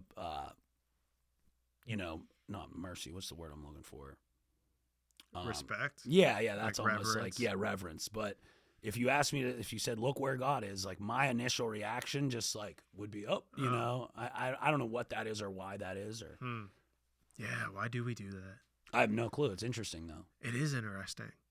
I mean, and especially because, with that last podcast I was talking about, his whole thing was that nature is God. So like nature is the physical manifestation of God, from plants to the sun to humans to even buildings, because we created buildings. They're not the most aligned. I mean, they're not the most flexible. Yeah. Because like nature always finds balance. God is balance. God is the yin and the yang. It's that mixture of both the masculine and feminine. Yeah. And so, his whole thing was like, after our podcast, we were talking about like going out into nature, grounding our feet, chilling in the ground, talking to nature, saying that we love nature. Yeah, that definitely. we're here, that care for us. Like, how do we help you? Yeah, and like, I mean, that connects to the sky too. The sky's part of nature. Yeah. You know well, what I mean? that tripped me up too for a sec. Yeah. Because when I was talking to him, I was like, oh, I thought just Earth was nature. Yeah. But it's like the sun, you need the sun to create nature. Dude, the interconnectivity of it all is also a place where like this was even like in high school, I remember like learning of like the theory of evolution, and like there's such a thing of like evangelical Christians in this like war against evolution. And I would always say like, man, evolution, that's the most God shit I've ever heard. You know what I mean? Like that's the biggest proof of like they just need to merge the thoughts, because it's like, wait, we went from tadpoles to people who have iPhones, and that just, do you think that's just like time will do that? Like that's just physics. It blows my mind. Yeah, like the fact that we exist here, and that we, if we really came from, if we evolved from apes or even further back like crustaceans, like. That's crazy to me. That can't be coincidence or just time. Like, that's an interesting point. It's like they're trying to use this theory to like negate the other theory, which is insane. But it's the same. Yeah, to me, it's like proof. It's like I said it perfectly the first time. That's the most God shit I've ever heard. Is that like we started out as tadpoles in the sea and became this? Like, that's insane. There's a comedian. I think he was one of the ones who's in like Silicon Valley. He had a bit, something to the effect of like, he was talking about like atheists versus like people who believe in nothing and people who believe in God. And he was like, well, if your nothing spontaneously erupts into everything, that's a pretty magical fucking nothing. Yeah, that was Pete Holmes. I think. Pete Holmes. He's a really interesting comic. It's one of my favorite shows on HBO. It's fantastic. It's about like his journey from an open mic comic to being like a comic who made it. I'll have to check that out. Yeah, it's a fantastic show. I mean, for me, it was really interesting as someone who's like trying to do that. He's in Silicon Valley, right? He might be. I never watched Silicon Valley. Pete Holmes. Oh, dude, Silicon Valley's so good. That's what I hear. I have such a gripe with the concept of technology, man. I mean, you could probably tell from like 5 or 6 comments I've made. Yeah. And I don't know if it's I'm just gradually becoming an old man. His birthday's 2 days after mine. Oh, there you go. When's your birthday? March 28th. Okay. Yeah. But yeah, I have this like I'm embracing becoming an old man.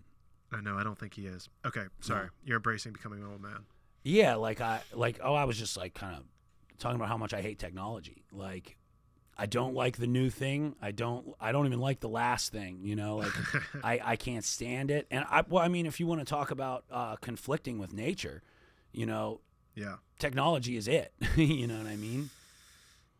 Unless it's a part of just the next evolution. Yeah, or you know what I mean? You can say there's farming equipment. That's technology that, we This is more. Technology right here. Yeah. The phones, the laptop. But overall, there's something about it. You ever look at your phone while you're on psychedelics? You can't do it. Yeah, right? It turns like grainy. What's that tell you? It turns into like sand. Yeah, dude. And just there's a vibe of like, you know what I mean? It's almost little like kids are mesmerized by phones. Yeah, dude. Their eyes just light up. It's not good, dude. I got a niece. I tried to take that iPhone away from her, dude. You'd think I was taking a crack pipe out of her hand, dude. Yeah. It's like, give it back, dude. It'll bite you. There's a bit there. Yeah, right? But it is the same thing, dude. And it's like, it terrifies me, man. to me, it seems like it's such a powerful force, and we're just too dumb to use it. Yeah. I think that there's a lot of responsibility that comes with that thing. Yeah. How much information, how much knowledge, how much wisdom, and we just don't know how to use it.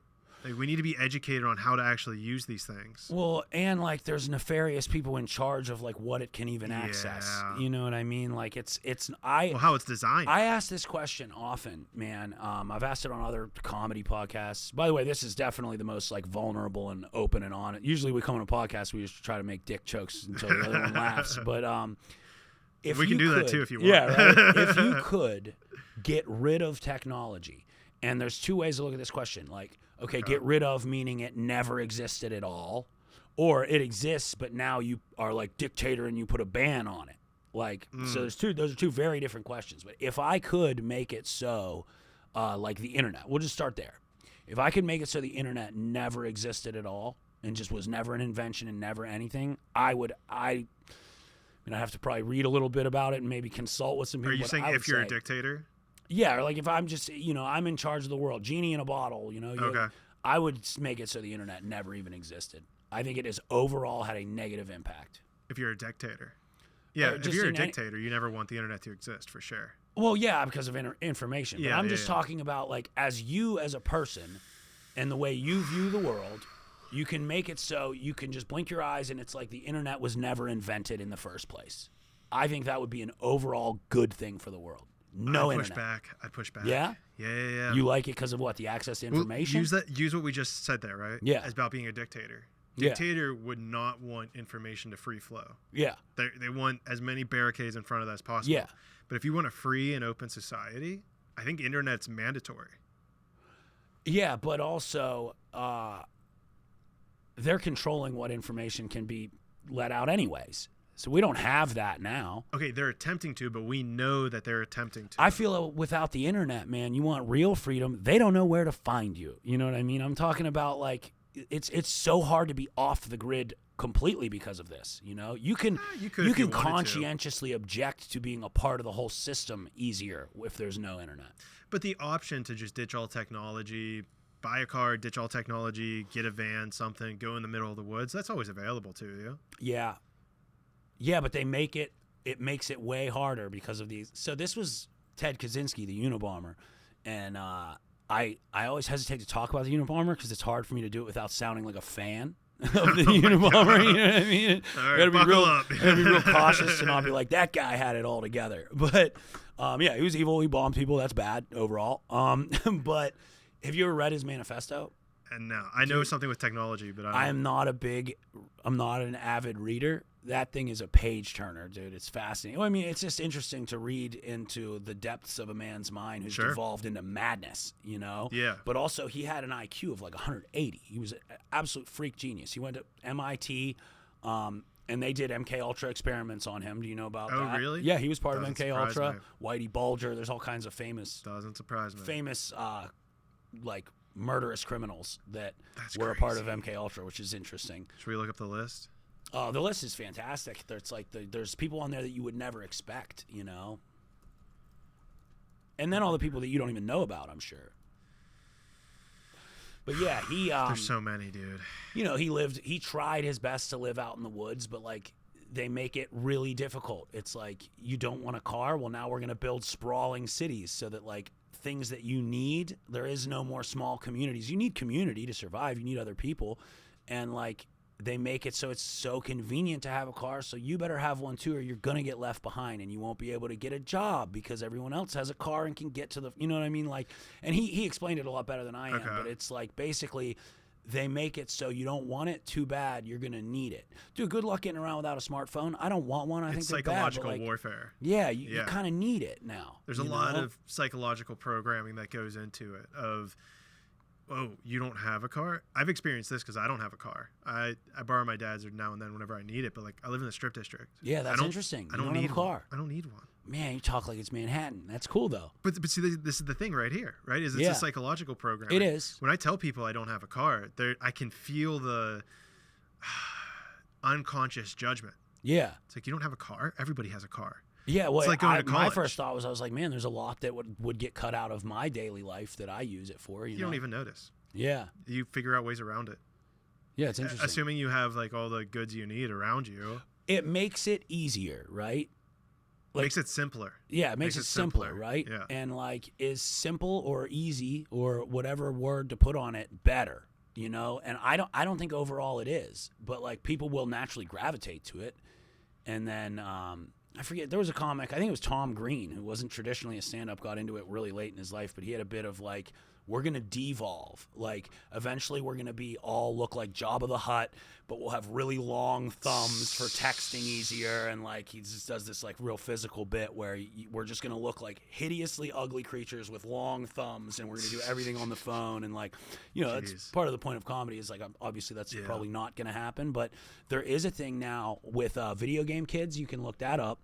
It's got its own name. It's like, slump syndrome or something. I realized I was just talking over the mic for like 10 minutes, but no, you're supposed to. It's good to talk. I'm good. Yeah, okay, yeah. So there's this syndrome where these kids are now like devolving, dude. They're getting their skull shape is changing from staring at video games too long. Their shoulders are their posture is really weak, and video game disorder. Could that be it? That's probably just addiction to video games. Yeah, that is just addiction to games. It's like their posture is the big thing that I noticed. And then there's like a forehead change that happens. It's crazy. Forehead change. Let's see here. Fix your posture. How video games are physically affecting your child. Let's see if this is it. Is it pulling up? Yeah. Let's zoom in a little bit. And I feel like every generation does this, right? The music these kids are listening to isn't as good as the music I had. The technology these kids are, but then I always ask them, like, maybe every generation was right. You know, nobody ever considers that. Well, I see, again, in my opinion, whenever I'm reading this, is learning. It's just learning how to use these things appropriately. Yeah. We don't understand how to use them appropriately, so you see side effects like this, where it's like your eyesight. Let's see here, computer vision syndrome can occur after an extended amount of time spent behind a screen. Like, yeah. You know, posture. Yeah, that slouch, man. Yeah, that looks bad. When I go on my phone all the time, I can see it. I'm down like this. You know, that's not a proud man, dude, looking down in your lap and scrolling on Instagram. Yeah. I mean, if you've ever seen, like, Dr. Jordan Peterson, he always talks about standing straight with your back, your shoulders back. Yeah, definitely. Like, there's serotonin that releases, which is a mechanism that makes you... Yeah, you feel prepared to take on anything that way. It's important. My posture's garbage, man. It is. I know it. I try to be mindful of it. I noticed you slouching a little bit here whenever well, I think I'm being mindful of the mic, too. You can bring it up. Yeah, but I definitely... You can talk over it. You don't have to get right in there. Dude, when I go to the gym, that's one of the main things I focus on is exercises to improve my posture. That's what you should do. Yeah, I have like pelvic tilt, like, and I'm just like down, dude. Yeah. You know what I mean? And I think some of it comes from... Dude, that'll do a lot for you. I mean, I'm sure in addiction, you'd probably get like, curled up. Oh, dude, you get curled up like a shrimp. It's going to feel awkward, but if you just push your chest out and just stay, like, it'll feel awkward. Yeah, I do like a ton of reverse cable crossovers and like, it's improved. Yeah. This story is kind of corny, but I like it, so I tell it. But I went back to the rehab I finished, the last place I got sober. They invited me back to speak. Oh, that's cool. To like the clients. Talk about progress. Yeah, right. And I couldn't believe it. And I walked in there and I remember I said, there's some staff there that remembered me. It was really nice. And I said, man, this place looks so different. And they like scoffed and like, you realize nothing has changed. They work there every day. They're like, this place is falling apart. And I was like, man, you know why it looks different? Because I'm not staring down at the floor. Like my head's held high this time. And it literally had a different aesthetic. You know, I was like, this place looks different when you walk in here in a different mind space, you know? It's really interesting. That is interesting. Yeah. You see different things. Yeah. I've noticed that just walking by and you just see something different. You're like, how did I never notice that before? Yeah. But so that's a piece of just like, you're not looking at the ground, you're looking up. Mm-hmm. Things are good. And it signals to the world that you're ready to take it on. Yeah. It's like, okay, cool. Well, okay, so we were talking about the video game thing, right? So can we pull that back up? No, you don't have to. But it's like right here. Nature, like if we're gonna like just for this conversation's sake, because I'm just kind of thinking out loud. Okay. So let's say nature is God.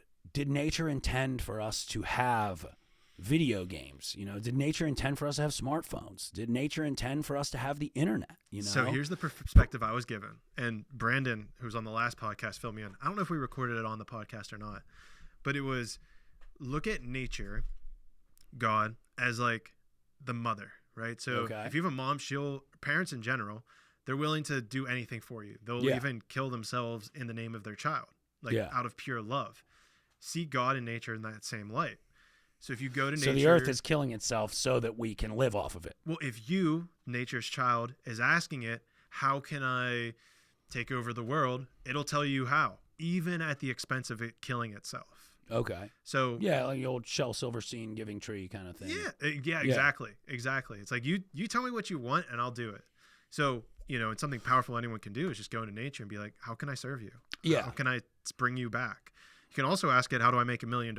Maybe it'll tell you. Maybe it'll say, why do you really want to make $1 million?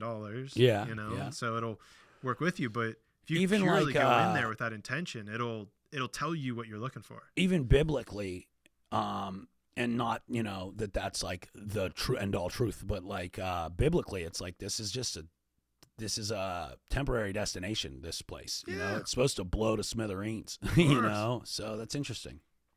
It's also the whole ask you shall receive. It was like we knew even back then, like, we're going to burn this place down eventually, Well, it's up to us if we stop it. Yeah. This is a huge reason. I don't want to make it political. I try to avoid that, but this is a huge reason I'm running for politics. But I was just going to say, because we talked about that, and I was hoping that would come up. That's awesome. We can jump into doing it. that, man. This is your podcast. Well, that's awesome that you're. What are you running for? House. It's always hard to articulate. Congress within the House district, the 12th district of PA. Okay. For some reason, it's always a weird mouthful. Yeah. But the House seat, which represents the 12th district of PA. Okay. Yeah. That's pretty sick. Yeah. And that's coming up on the ballot in 24. November 5th, I think, or 7th. That's fantastic, dude. Yeah. You got to get me when you get some stuff printed up or whatever, man. I got my website, Clayton24.com. Yeah, you can have merch. I haven't done it yet. Yeah, you got to get some stuff, that? dude. I'll wear it. I mean, I just get a T-shirt printed. That's not that hard. I mean, but like, how do we get people to buy it and stuff? Well, I'll wear it, okay. for one, and someone will say, "What's that?" That's a good start. And I'll say, "It's a mouthful. I can't really describe it, but go to Clayton24.com." Here it is, dude. Here's the website. That's very cool, man. I got a bunch of other stuff in there. I just like that it's like the idea of throwing your hat in the ring, like, because I'll bitch about this stuff all day. What am I going to do, man? That's about it. I'm going to bitch about it. You know what I mean? Like, that's my part. That's my version of the hat in the ring, and I think it's cool that you're like, I'll take the initiative and I'll do it. Why not? Is it Mr. Smith Goes to Washington or Mr. Jones or whatever? That's a famous, it's like a. I know what you're talking about. It's a movie. I believe it was Patrick Stewart, who's from Indiana, Pennsylvania, but. Mr. Something Goes to Washington. Yeah, and basically the premise is like he's just like an everyman that runs for president and can win, but like that doesn't really exist. Mr. Smith. Mr. Smith, yeah. Oh, of course, it can exist. It can, or can it, dude? Because I'm a big conspiracy guy, dude, and not to discourage you because you have my vote, dude. But not to discourage it, like. I've long contended that they don't even count the votes. I mean, I got on that when I was like 18 years old and a young, spry conspiracy theorist. Okay. Then I got to a place where I was like, they tell you who to vote for with such conditioning through the television. Because, like, yeah, they may not get you or they may not get me, but they'll get enough people that they can sway it just based with the vibrations coming out of that idiot box. There's a reason it has that name. The idiot box, they'll get enough idiots to say, well, the television says that I should do this, so that's what I'm going to go to the polls and do. And now they have access to you through this mini idiot box. All day long, they're hitting you with what you should think, and on top of that, and it's like they have the masses, dude, the multitudes, they have it. So, and then now they have such control, like the big social media platforms, they can literally, I mean, you can see it with just like basic advertising, like they can control what the people are thinking, what they're talking about that day. So they can remind they can know from what you look at what you're going to vote for, and they'll only remind those people to go to the polls. And it's enough of a swing on a national level, maybe not in a local election, but on a national level, it's enough of a swing that they can determine who really is in charge. I think that enough people are waking up. I'm not saying you're wrong. I think there's an element of truth to that. For a long time, even to harp on what you're saying here for a bit, for a long time, I get a lot of things like, or I've heard a lot of things like, oh, you're running independent. Oh, you're running third party. both of those words are neuro-linguistic programming. Yeah. To get you to think you're wasting your Oh, vote. yeah. Oh, you're doing the third I'm party wasting thing? my vote. Oh, you're third party. Yeah, So you're coming in third. Yeah, Oh, yeah, you're yeah. independent. Oh, you're alone. Yeah. Nobody's with you. So these are all. Yeah, they don't call it first party, dude. No, they don't. Like a They first never will. person, that's interesting. And I never even thought of it that way. But I do have a big problem with the binary and the two-party system. we don't live in a two-party system. Yeah. We live in a one-party system. Yeah. Corporate They know what's- corporate oligarchy, yeah. What is it? If they knew, what was it? It's something like if they know, they wouldn't even let you vote. It was like if. Oh, yeah, if that's Mark Twain. Yeah, what Mark was Twain. it? If voting were important, they would never let the people do it. Yeah. Yeah. And so that's what's happening. Is like they don't care if you vote Democrat or Republican. Yeah. As long as it's one of them. Yeah. And well, that's why if you happen to be someone, because you can just call yourself a Republican or a Democrat and still be quote unquote third party, but they won't let you in the club, man. No, Like, if you you're, run into trouble. They'll cut your funding. Yeah, they'll shoot you in the head, dude. You know what I mean? Yeah. And if you are like, for example, like the military-industrial complex, like it's hard to really pinpoint what exact faction it is. It's a handful of things. Oh, Dude. It's a easy. spider web of big pharma, military-industrial complex. There's a handful of things where if you go against that, like good luck getting traction because they pay for what's on the television, which Okay. gets the eyeballs. You know what I mean? Well, but the big way that my campaign is going to play out and work out is through this. Yeah. Person to person, talking individually, word of They mouth. hate this, dude. This is what They hate that this exists, Beautiful. dude. And I'm not saying anything positive or negative about Alex Jones. He got too much goddamn influence, dude. Multiple millions of people, dude. And they said, nope, we can't have you telling people what to think.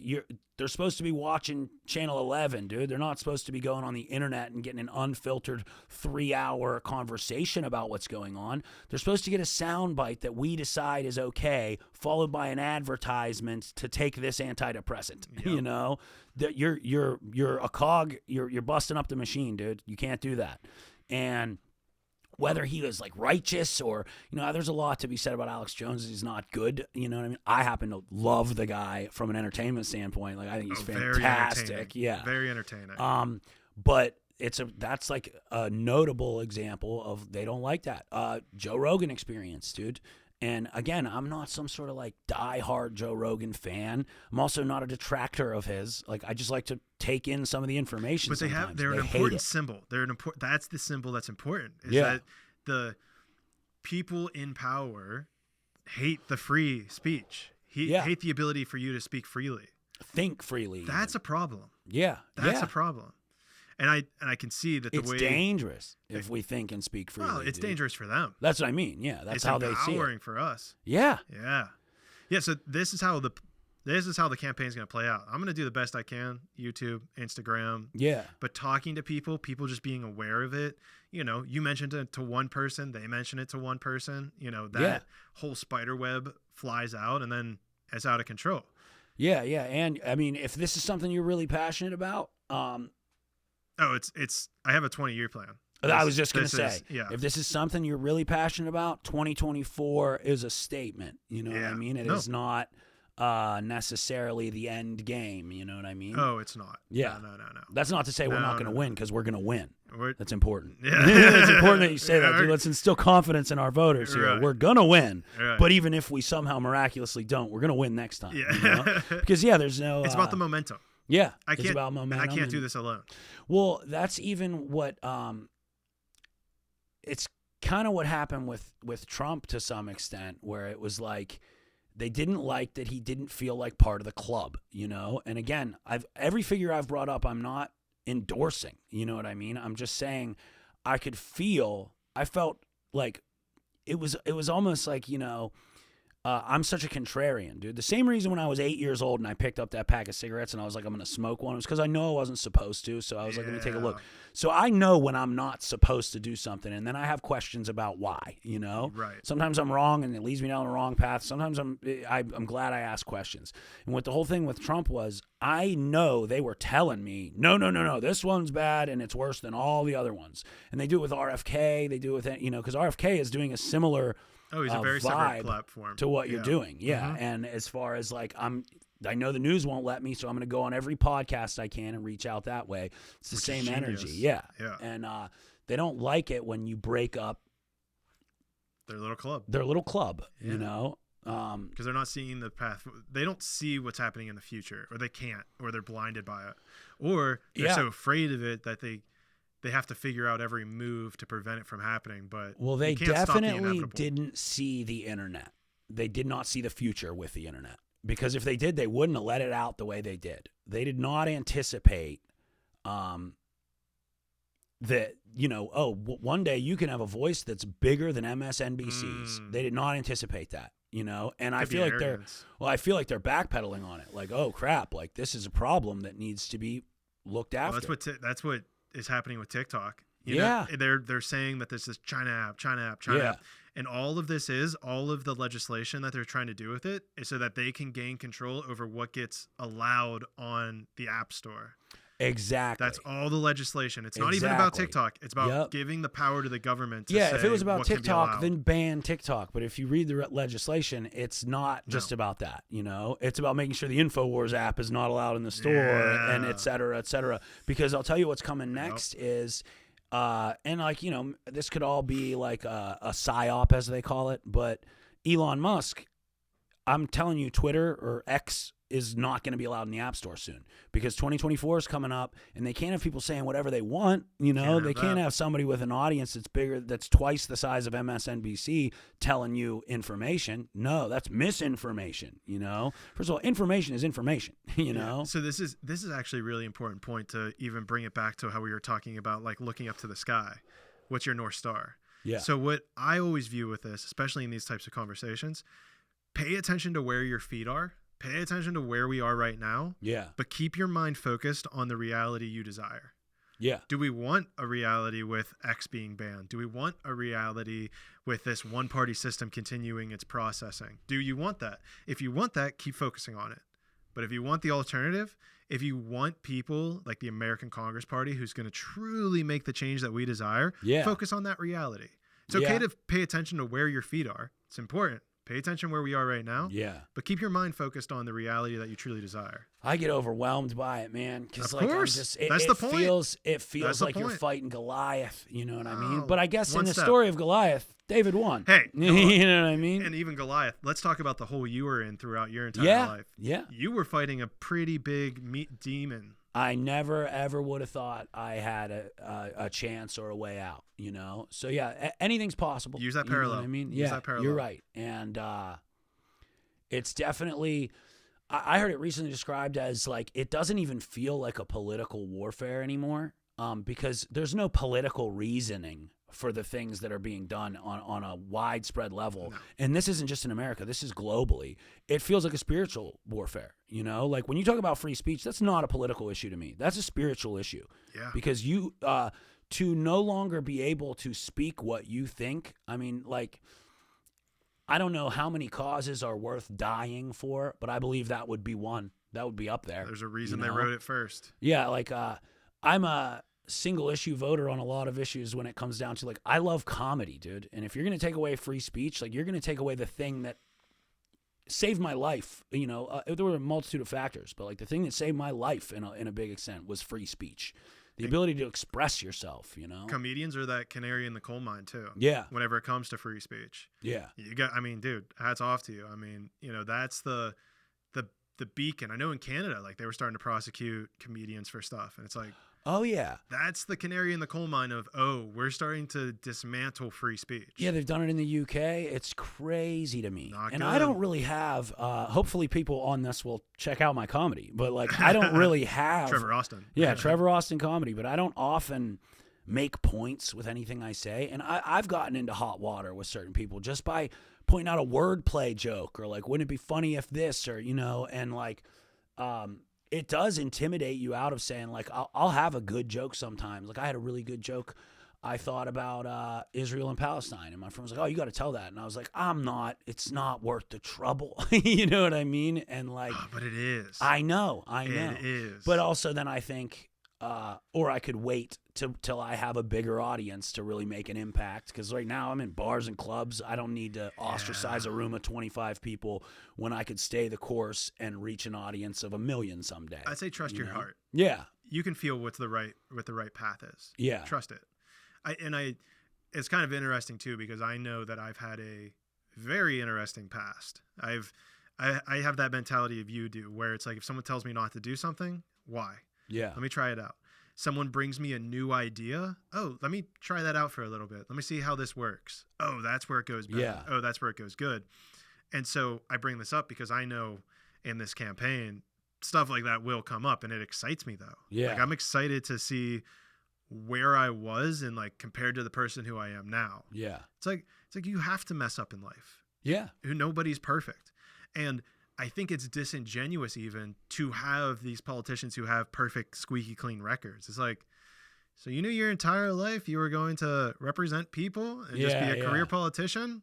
I was like, where you can't relate to that. Yeah. I've struggled in my life. I've not known. I don't know. Like, there are a lot of things I don't know. Yeah, dude. I was thinking about, like, because that I don't know piece is really important to me. And I always think about that, because it's like, when you said trust your heart, it's like, I don't know. I do not have answers, but I do have feelings, those I can definitely wrap my head around. And those feelings often will lead you to the right answers, like right and wrong, man. That's something I almost feel like you're born with, most people, No, you don't think so? No.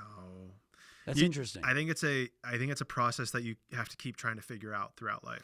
Well, it's like a pendulum with swinging a lot back of and things, forth. with like your day-to-day minutia and like a lot of things. But when it comes to like, should I kill this person? It's like, I feel pretty strong, probably not. Even if it might even make sense. Like, we know not to.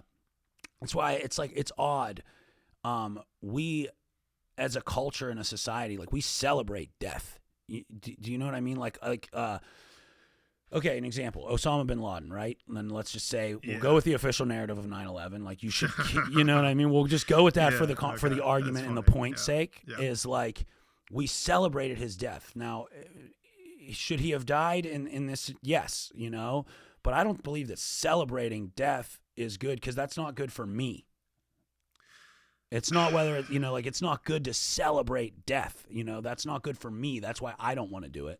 Definitely not in this. I can see what you're saying in the sense of it being like a terrorist and just even another human being. Talk to any veteran who's killed a lot of people. They are usually pretty against violence. There's a reason. You know? No, I'm all for that.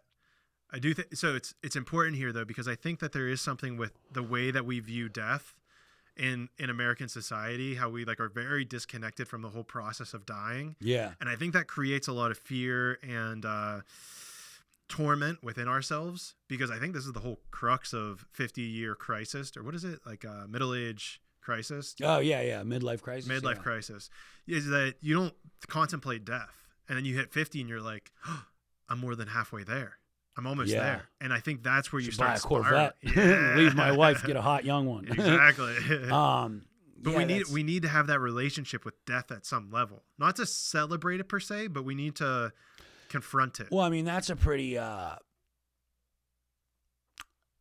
studies will tell you that's like one of the most beneficial things that psychedelics can do. I know they've helped me with it. Like when I was at my worst in addiction, not to keep bringing it back to all that, but it's important. Is a through line. It's important. Keep bringing it back. People would say, don't you know you could die? And I never feared that. What I feared was I could end up continuing to live like this. That was way scarier to me than dying. I wanted out. You know what I mean? Which I guess it doesn't really connect to what we're talking about. No, but death. It's interesting, man. I've been to a lot of funerals for someone my age. Like, I've lost probably 20 friends way before their time due to drugs or diseases of despair, you know, whether it's alcoholism or suicide and depression or fentanyl, which is now big. Yeah. And it's interesting to me, like, it's like, do you think death is to be feared, like, or revered? You know, I don't necessarily fear it, but I don't want it. You know what I mean? it would need to be there's got to be a way to find I won't peace try to with it. delay its intrusion by any costs. You know what I mean? I won't do that. I don't want to be cryogenically frozen, for example. Yeah. You know what I mean? I'm not that afraid of death. Yeah. But you had to confront it. Like, and I see that in the story you had with like the music festival. Oh yeah. Which is that you truly confronted it there. Oh You're yeah. like, this is, whether or not you consciously saw anything, but you were like, oh, like, I don't actually want to die. You had this pivot. It's not that I actually want to die. I just want to stop going down this path. Yeah. Death just seemed like the only alternative that you had in your brain. It was just a quick cognitive shift of like, oh, I don't want to die. I just don't want to live this way anymore. But like, death is not the answer, you know? Yeah. Yeah. And I think that's the important thing. It's like understanding like what death actually feels like. Yeah. Like being around somebody who just died. Well, nobody experiences and that. I am very much hijacking this concept, but death is important and gives meaning to life. Without death, life would have no meaning at all. You know, like whatever you want to do, I'll do it later. You know, like no matter what. It's that we have like a finite time on this earth that makes everything, we were talking about, does everything matter? Does nothing matter? I believe that the fact that we have a finite time on this life, everything you're doing does matter. Because crazier is you don't know when that clock runs out. No. It could happen at any given time. Yeah. It could happen in this podcast. Yeah. If you're drop like a fly. Sorry, we're having fun. But just kidding, YouTube. Yeah, right. We're having fun. You can edit that if you want. You timestamp that, but yeah, no, it's something we certainly need to pay more attention to. Somehow you educate about that. I don't know. I don't know how you learn about death. Like, how do you learn that this is something? You know how you learn about death, dude? You buy your kid a dog. Oof. You know what I mean? That's Oof. probably the best way. That's how most people learn about death for the first time. You know, a goldfish or a dog. You know. That's a good point. Yeah, you love that thing, man. Yeah. You fall in absolute love with it, and then it dies. You know, so that's probably the. That's one way. Have a dog, man. Yeah. I just got a puppy too, so and I'm already looking at him like I'm gonna put you in the ground someday, buddy. But see, and I think the power there is to teach you how to stay present. Yeah, like you got to enjoy just your dog at this moment, right here, right now. Yeah, don't think to the future. Just be. Yeah, I have. Death is not something I think about very often, and I think that's a good thing. You know what I mean? I'm aware of it, and I know that it. But like, you don't want to consider its intrusion some morbidly tragic event, but often it is, because if it happens like too early, and like, okay, so define too early. We never know when it is and who decides. Is it God's will or whatever? But again, that's where I go to like feelings, you know, like you feel when it's too early, you know, that person was taken before their time. You can feel that. And that's what makes it tragic. You know, my grandfather, he's 98. If he passes tomorrow, I'll be grateful because it's past his time. You know, it's actually past it. Like I know he doesn't want to, you know, this is getting kind of morbid and also a little too personal, but, whatever you're comfortable with. Yeah. No, I'm fine with it. I'm just thinking, I was like, not that he has the internet, but you know, but yeah, you get, you know, there's definitely a difference between before your time. Yeah. That's what makes it tragic, you know. In the South, my family's mostly from the South, or at least half of my family is, and they're big on like not calling it a funeral, calling it a celebration of life. I always thought that was kind of neat. I like that. You know, yeah, they get together, they eat. Like, I've been to a handful of funerals in the South, and it's a very different vibe from up here. Well, it's a perspective too. Yeah. It's a perspective shift of being sad that this physical body is over versus like, hey, they completed it. Yeah. They finished what they came here to do. Yeah. I don't know what that was. I mean, I have a lot of great memories. Yeah. Like, and in some ways, you're more connected to that person now that they're gone. Because it's like, oh, like now I can remember all of these things. I can bring this back. You can bring them in now, as opposed to like, oh, they have a physical place. I'll get to see them whenever. It's like, yeah. I have a good friend. He's a comic and he's a pastor, which is such a cool little combo, juxtaposition. Very yeah, and I mean, he's not exactly what I would call clean cut either up there. He's really funny and interesting gimmick kind of thing. But he grew up on a ski mountain, I think he was telling me, and he said he buried a lot of friends before their time, quote unquote. And he said what the first thing they would do, like in a ritualistic fashion, when somebody would pass away on the mountain, is they would go and ski that same path that they took. And my reaction to that was like, that's awesome. And a few of my friends who were listening were like, what are you talking about? That's like morbid and terrible. And I was like, no. And then he continued explaining, and he was like, yeah, it's to show that it wasn't like the earth that took them. Like, you know what I mean? Like, there's something bigger that took them at that time. Like, you can go down this path safely too. Like, it was just like, it's what happened in that moment and why they're gone, you know? Wow. Yeah, they would go and ride the exact track that they took that the person passed on as like a ritual. Wow. I thought that was pretty cool. I just had this conversation last night. Yeah. It's one of those coincidences, dude. You know what I mean? That's really weird that I would not think that would come up again. Here we are. Yeah. Yeah. That happens a lot with these podcasts. Oh, I was just thinking about that. Oh, this came Yeah, up. this is a very interesting thing. This is so far outside of my, I don't want to say comfort zone because I'm plenty comfortable, but it's just something that not outside of my familiarity, you know? Yeah. Yeah. Good. Yeah, I love it. I mean, I talk to comics too much, man. And I was one of the first things I said. I don't know if we had a technical glitch. I'm not sure if it was on there, but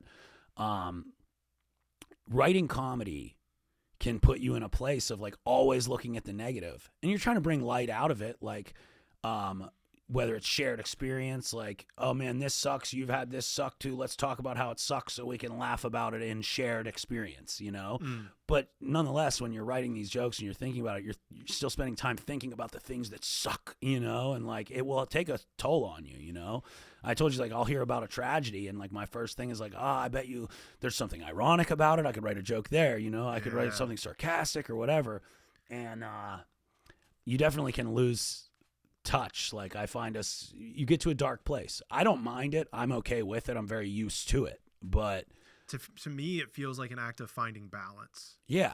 Like respecting the dark nature of it, but bringing light to the dark. Yeah, this has balanced me out very much, just coming here, and it's a nice break in the routine. Oh, beautiful. Like, yeah, it's really cool. Yeah.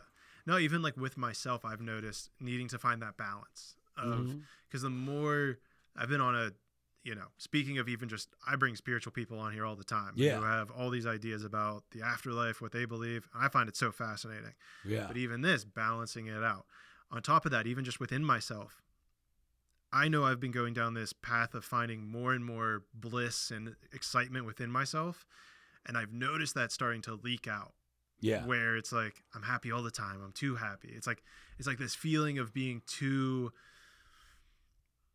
welcoming in a sense. Yeah. Where it comes across as being uncomfortable. It's like he needs to balance himself out a little bit. That's interesting. I can feel it internally now. I know what you're talking about, dude. Yeah. That's funny. That's interesting. Yeah. You would say You that. see 'Cause, that? well, yeah, you, I Not get the me, image. but in general. Yeah, no, Yeah. even like I came here today and you were like, I just finished up a meditation, and I was like, really? I'm slamming a Dr. Pepper. You know what I mean? And it's like, but that's cool, man. I can tell you're on like this quest, even with like martial arts and everything. Like, you're very much a seeker, you know? Oh, yeah. And sometimes I feel like I am just in the backseat of a car, you know? Like, wherever I'm being taken, I'm more of a bottle out to sea than a seeker, I would think. Does that make sense? Well, it does. And the irony of this is the more that there's a balance that comes in. I've noticed that whenever I hit a point of seeking so much, that it's nice to just come back to being that bottle in the sea. Yeah. Just be here. Yeah, and like you There's not really still got a anything you need to message look for. inside of you. That's the thing about a bottle in the sea, and that's why Yeah. I'm sure every single person you could bring on here and have conversations like these, they have something to say. You know what I mean? Like, I know that my podcast on YouTube is probably the most underrated value per second that exists on the internet. that's awesome. I know that. I see the numbers and I'm just like I get comments sometimes where people are like, oh, these are so long. But like, to me, I'm just like, dude, but if you listen to it, the wisdom that is in these podcasts they're so valuable, where even to myself, I'm like, I'm going to sit here and listen to these people, because around the 2 hour, 3 hour mark, that's whenever things really start. I have noticed that, man, 'cause I powerful. go on a lot of short form ones, like for comedy even. Yeah. And it's usually in the second hour that we really start to hit a rhythm and everybody's connected and clicking up. And then it's like, well, it's time to cut it. And I'm like, we were just like, the first half of this was like awkward, you know? So, and not this, but like those. It's like, I definitely like the long form. It's so important. It's so important. I mean, the number one podcast in the world is long form. Do you need to say anything else? It's just difficult. It's just difficult, I think, to see it unwind because it's like, oh, like the way the YouTube algorithm works. Oh, you yeah. need like view percentage, the TikTokification, as Gary Vee calls it, of all the social medias needs to be short form and quick. Oh, dude, my own attention span has suffered drastically. I noticed. Because I just started dabbling in this because you kill it on Instagram, and I just started like trying to grow the brand this year as I'm trying to take comedy more seriously and make another step and make it a full-time career. And I was reading about it. They call it the 3-second rule, and they're like, if your video on TikTok doesn't grab your attention in the first 3 seconds, it's not going to get traction. And I'm like, God, that's dark. You know what I mean? Little 3-second so blips of dopamine. flick. Yeah. Man. I believe that, like you said, we don't understand the power of this. Well, therefore, we don't fully grasp the consequences of what that's going to do to another generation. You know, we already have so many kids with attention deficit disorder. I don't believe in them. I used to not believe in that disorder. Now it's like I very much believe ADD is a thing. I don't believe in the way we treat it. It's a thing. Yeah. It's definitely a thing, but it's been cultivated by the system in which we exist. Yeah. The education system, the medication system, the system that's poisoning our food. All of that has created this disease. Yeah.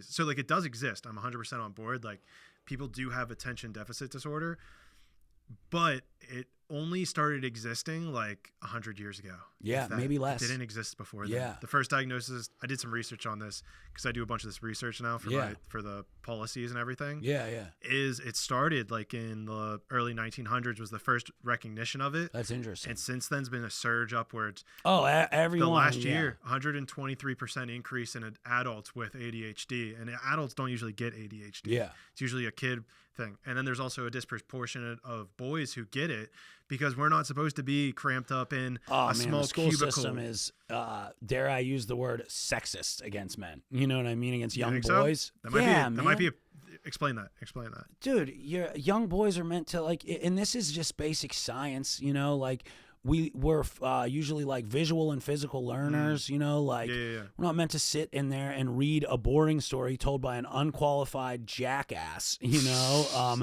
and like it doesn't expand the mind. So then your mind starts wandering.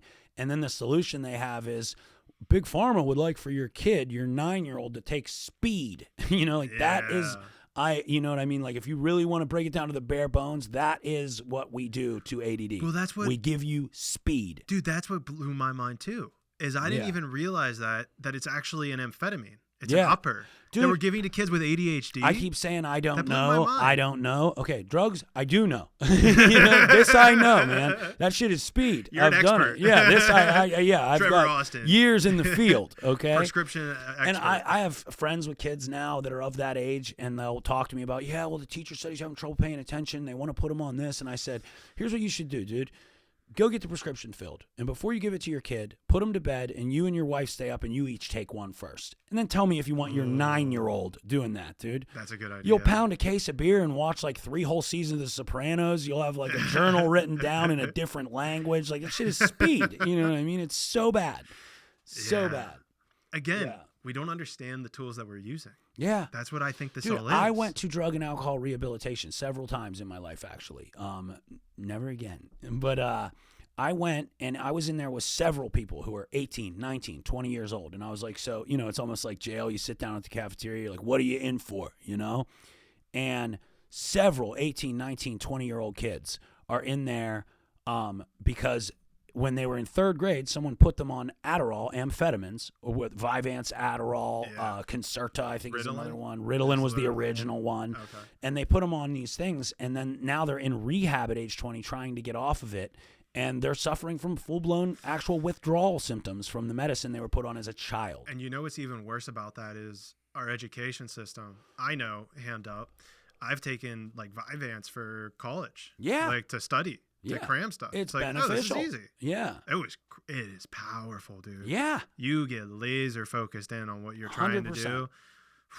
I have a friend. I'm lucky I didn't get addicted to that stuff. Yeah. I have a tendency to have an addictive personality. I was like, wow, like I'm glad that didn't pull me in. Yeah, because eventually it turns on you, and now you can't do anything without it, and you need more. Yeah. I have a friend. Oh, this story is so wild, but he took a whole bottle of it once, which he's lucky he didn't have a heart attack. Yeah. But he fried out his brain, and he is completely not here anymore. A friend who I spent tons of time with from probably 14 to 21 or so, and I think he was like 24 when this happened. He took it all at once. Took it all at once, and he called me. He called me trying to explain to me that he is now the owner of Apple, and he called himself the Shadow CEO, and he was saying that he has direct lines of Q. You remember when the QAnon thing happened? I know about it briefly. I don't He really was know trying all to the convince details. me that he was Q, the guy posting it all, completely no attachment to this reality whatsoever. And it all stemmed from him taking too much of that thing that they give to third graders, you know? Yeah, we have a whole generation of people who grew up on TikTok and Adderall, man. I don't know how that's going to play out, dude. We got to fix it. We need people in government to fix the education Yeah, there's going to system. be a lot of undoing. I like your attitude, man. There is an awakening happening. I mean, we're having this conversation right now, and I know we're not alone. You know, there's so many people that'll agree with every word that we've said. Yeah, but that's all that matters. That's the thing, man. And then you turn on the TV and you think everybody's asleep. It's like, no, it's just the people watching this are Dude, asleep. I I tell need my to dad turn it this. off. I tell my dad Yeah. this all the time. He's like, Yeah. how can there be people who believe X? I'm Yeah. like, there aren't. Yeah. They want you to think that there yeah, are. because you don't want to be left out. It's Yeah. why there's applause on, it's why you watch a sitcom from the 90s and there's laughter. They're telling you that was funny. You didn't laugh on your own. They're telling you that was the funny part. It's like this whole conditioning. Someone should remake all the sitcoms and just pull out the laugh tracks. They've done it. Yeah. Look, not all of them, but there's Yeah. YouTube clips of them. They're hilarious. Yeah. Because of how bad they are. All of a sudden, it's like a morbid show. You're like, God, this is dark. Yeah, I've seen it with Friends and Seinfeld. They're like really funny. Yeah. Did you ever watch The Wonder Years as a kid? No. Oh, it's like my favorite show. What's that? It's just a show. It's a coming of age show about growing up in the 60s. It's really fantastically done. But there's a voiceover narrator throughout the whole show, and they take that out. So there's just like long 20-second breaks of silence. It changes the whole show. Oh, okay. Dude, that's what's so crazy, man. Is like, yeah, there's a reason the late night comedians come on TV and say, here's how you feel. And I'm not going to state how I feel about this subject, but let's just take like abortion, for example. Okay. You go to, I believe it was 1970, call it 1970 something. Like 85% of Americans were against abortion. Maude, do you know that show? It was a sitcom in the 70s. I've heard of it. Number one it's show. Like M.O.A. No, M-A-U-D-E. It was her name, Maude. Oh, okay. She's the main character of the show, sympathetic character, and it's the number one show in America. She has an episode where she has to have an abortion, right? Yeah. And they make it completely sympathetic. It's not her fault. The guy is an evil character. And you watch this show, and by the end of the episode, you're like, she had no choice. She had to have this abortion, right? And again, I'm not saying I'm pro this or pro anti that, but when you watch the episode, I most certainly was on Maude's side. She was a victim. You're trying to highlight the programming that Yeah. happens within Now, this. it was like 5 years later, 50-50. The country was 85% pro-life, and 5 years later after that kind of programming. There's a reason you watch on TV and they tell you Jimmy Kimmel or Stephen Colbert comes on TV and makes a joke about how people who don't, and then the whole audience laughs, and that's a canned audience. They're paid to be there, and then, or they're just, there's a sign showing that says laugh and applaud, and you're watching it at home, and you don't want to be, I don't want to be the only guy in the room not laughing. All those laughs are happening. It's like, it's this It's also like, subconscious trigger. When someone starts laughing, you laugh with them. it's this hurting. Yeah. I see it from performing in places all the time. If you get one to laugh, you get two. If you get five, you get 10. So it's like sometimes I write jokes and I'm like, I know a couple people will get this, and that'll spark the room. Yeah. That's a smart way to do it too. Yeah, definitely. Once you just get one gotta person, get a couple. Yeah. Because there's even times where I think even at the show I saw you at, Yeah. there's just one person just dying, laughing, and then that becomes funny. Yeah. Just that they're dying. And laughing. did you notice what I would do? I don't know if you would pick up on this, but I would wait. I would I'd say a line, and then I would wait, and I know when I get one, that gets another, because that person's laugh is funny, and then like you have it rolling, Okay. That makes sense. Yeah. There's an art to it. Yeah, there's definitely more than when I thought when I started. I have so much more to learn too, man. There's no light at the end of the tunnel with that. Stay in dude. that. Stay in that. The You beginner just gotta state. keep learning. Just yeah. the beginner state. Yeah, That's all that's you cool, need to man. do. That's what I do with this podcast. It's just I re-listen to stuff and I'm just like, oh, I still have a lot to get better at. Oh yeah, man. I've been on a handful, and every time I'm always like, But like you said, just be yourself is the best I can do. You know? I'm a guest on most of them. Dude, you go back to my first podcast; they're awful. That's interesting. Those ones maybe skip, but everything after maybe like 60-ish, 65. How many episodes is this? This is 93. Oh, cool, man. Yeah. Yeah, we're getting there. Like long form. I mean, I have like a bunch of like intermediate ones because I've started using it for the politics, like putting my positions out there. I have independent ones, but this is like the 93rd one that I've done long form, sitting down, talking to someone. Yeah. They just keep getting better, man. Yeah, that's what's up. Especially, I do it now. They're starting to slow down because now I'm like, okay, are you in Pittsburgh? Can you come to Pittsburgh? Because we're doing this in person. Yeah. Yeah, I'm 100% with you on that. I've stopped doing the online ones. Yeah. So the negative is that it slows down on that end, but so many things have started. No, there's so much a better connection. And like the pausing and the technical difficulties but I like that, man. Like you said, your first one, anytime someone asks me, because I get asked all the time, because comedy's fun, man. People want to do it, and they're always like, how do I get started? I always say, go out and start failing, you know, and like you're that much closer to being good. You know, get out there and start failing at something. That's exactly it. Yeah. Everything. Podcasting, running for Congress. Yeah. Just Hell stumble. If you're going to stumble and fall, whatever. Yeah, that's cool.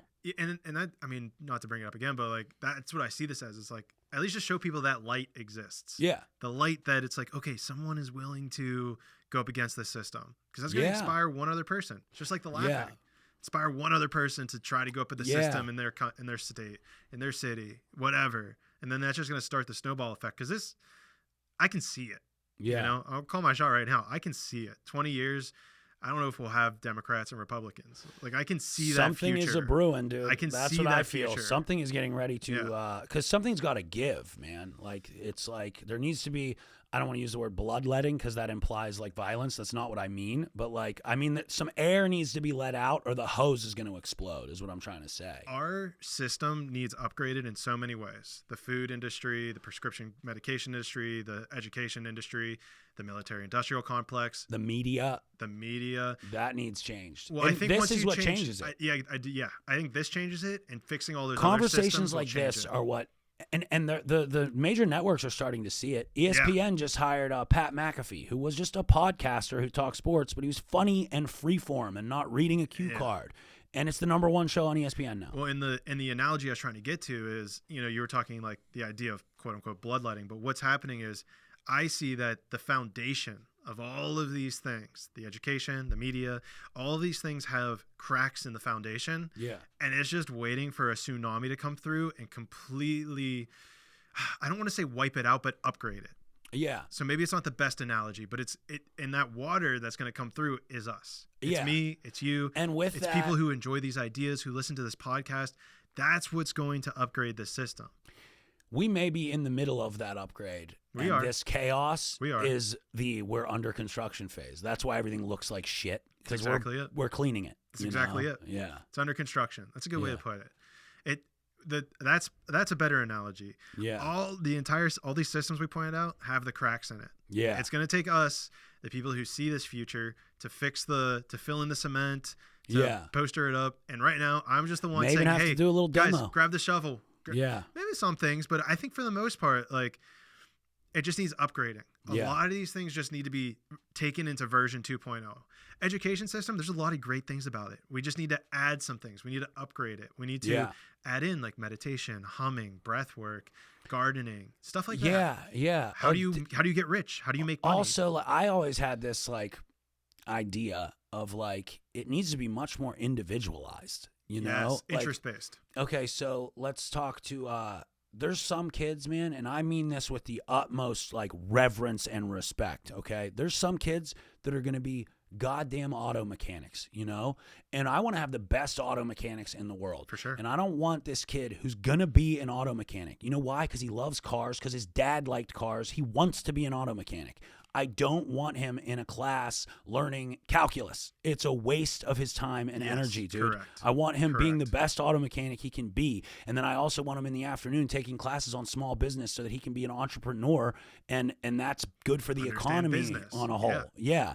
As opposed to just all of that education as needs opposed to be free. to walking into a room, losing interest, feeling dumb, getting a letter on his paper that says D-, you know, so that he can look to the kid next to him who's going to do something different, getting an A and feel less than, you know, like that kid should be sitting in a class next to him feeling less than because he has no shit about cars then. You know what I mean? Like, we need to put people where we need to identify strengths. And I think you can do that from a pretty young age in kids. You know, like I look at my niece and nephew, or my nieces and nephew, and I can see a lot of their strong points. I mean, they're like 8 and 7, and I can see like the things they excel in, the things that interest them. It doesn't take a rocket scientist to push them towards certain things, you know? Well, at least cultivate the awareness or the strength, the empowerment within them that they're able to try different things. Yeah. To understand, like, okay, maybe I do podcasting for 5 years and then it's not my thing anymore. Maybe you do comedy for 10 years and then it's not your thing anymore. Yeah. Who knows?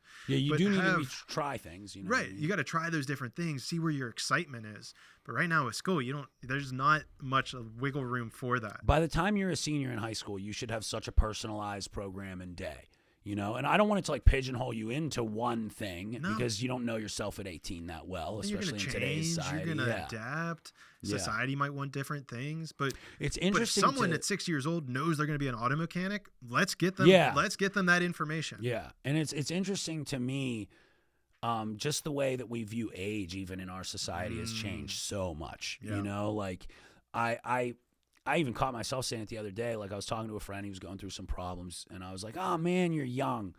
And then he laughed. He goes, "I'm 29," and I was like, "Yeah." You know what I mean? I was like, "Good, I guess you're right." You know, like it's perspective. Yeah, but like we do look at it as like I think we're too lenient with that. Like I don't think we should say, "You're young, you should be sowing your wild oats. You're 25 years old." You know, like it was just 2 generations away that it would be like, you know, there would be concern that this person isn't married with 4 children, you know, like some girls still go through that today. Yeah, definitely. There's a lot of pressure on women for that too, which is something that we need to update as well.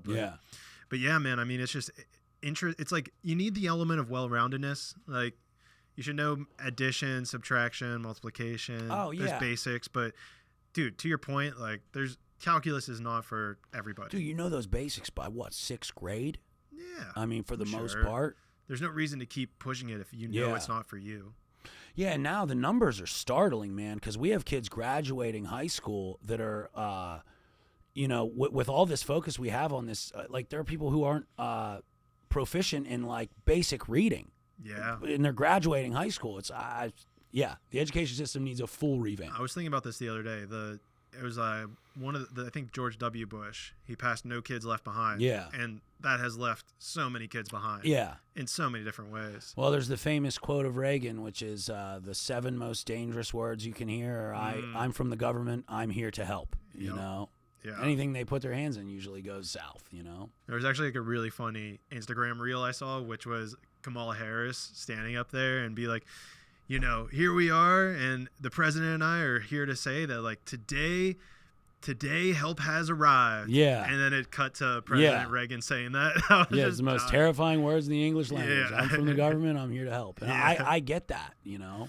It's true, man. I mean, we need to empower the individual. Yeah. There's been such a disempowerment to the individual that has occurred over the last 50, 80 years. It's crazy. Everyone has so much unique power and uniqueness that they can contribute to the whole, but they don't know what that is. Yeah. They've been told they're stupid. They're told they're dumb. They're told they get on medication that completely blinds them. Yeah, man. And then it's like, if you even, because I have friends on antidepressants, SSRIs, and I'm very much against that. And I know there's some cases where it's absolutely like good, you know. But it shouldn't be our family first. Members who I believe it, but it shouldn't be the first. Should not be first. And what shouldn't happen is, if you have an alternate opinion on it, you shouldn't be looked at as like, how dare you even suggest that? You're not my doctor. And it's like, have doctors ever steered us wrong? Because like I've got 20 friends in the ground right now because of the opiate epidemic, where you would sprain your wrists and they would give you what is basically diacetylmorphine, you know, heroin, the medical term for it. They would give you a bottle full of it to take home, you know, And would we be wrong to take a time machine and go back and say maybe we shouldn't trust the science right now? You know what I mean? It's not always right. Well, see, the problem is you can lie with numbers. Yeah. And this is what happens in a lot of scientific institutions is that people create the drugs and then they fund scientists to find the outcomes that they want to find. Yeah. And it's like, okay, what numbers are we pushing now? They support this drug. Yeah. Oh, okay. And then you release it out into the wild and people die. Thousands of people die. Man, it's like money is they always talk. Yeah, that was crazy, man. Yeah. That was interesting for me to watch because I lived through all of that with a firsthand experience. And pretty accurate. Well, I always laugh. It's like watching like a World War II vet watch Saving Private Ryan. Okay. You know, because like there were parts of it that were like, wow, this is shattering me, and there were other parts that were like, that's not how it was. You know, because there was that, but they did a very good job in that. And there's like 3 or 4 other ones about it. There's one called Painkiller that's on Netflix right now. One of my favorite directors made that, and his was more of like a comic book look at it, but it was definitely like powerful in a sense. And yeah, man. But yeah, Michael Keaton, he said he made that also from Pittsburgh. He said he made that in honor of like his nephew who passed away from it. But like now we're at a point where like I don't know a single person who doesn't at least know someone who was grossly affected by that. You know, it's crazy. Yeah, it's crazy. I mean, it's a complete. It shows you the place that our system has gotten to and where we need to fix those cracks. Yeah, it was a crime against humanity. Yes. And no one really had to pay for it. And like, those are the moments where I say, like, I'm like, I get overwhelmed. I'm like, what do you do, man? You can even win. You can let the truth get out, and they still skirt. You know. Well, for now, we're under construction. For now, we're under construction. That's a good way to put it.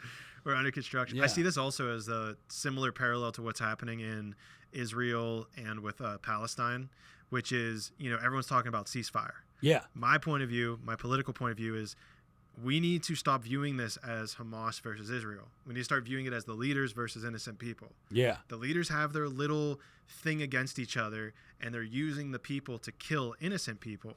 So we need to start prosecuting people for war crimes against humanity.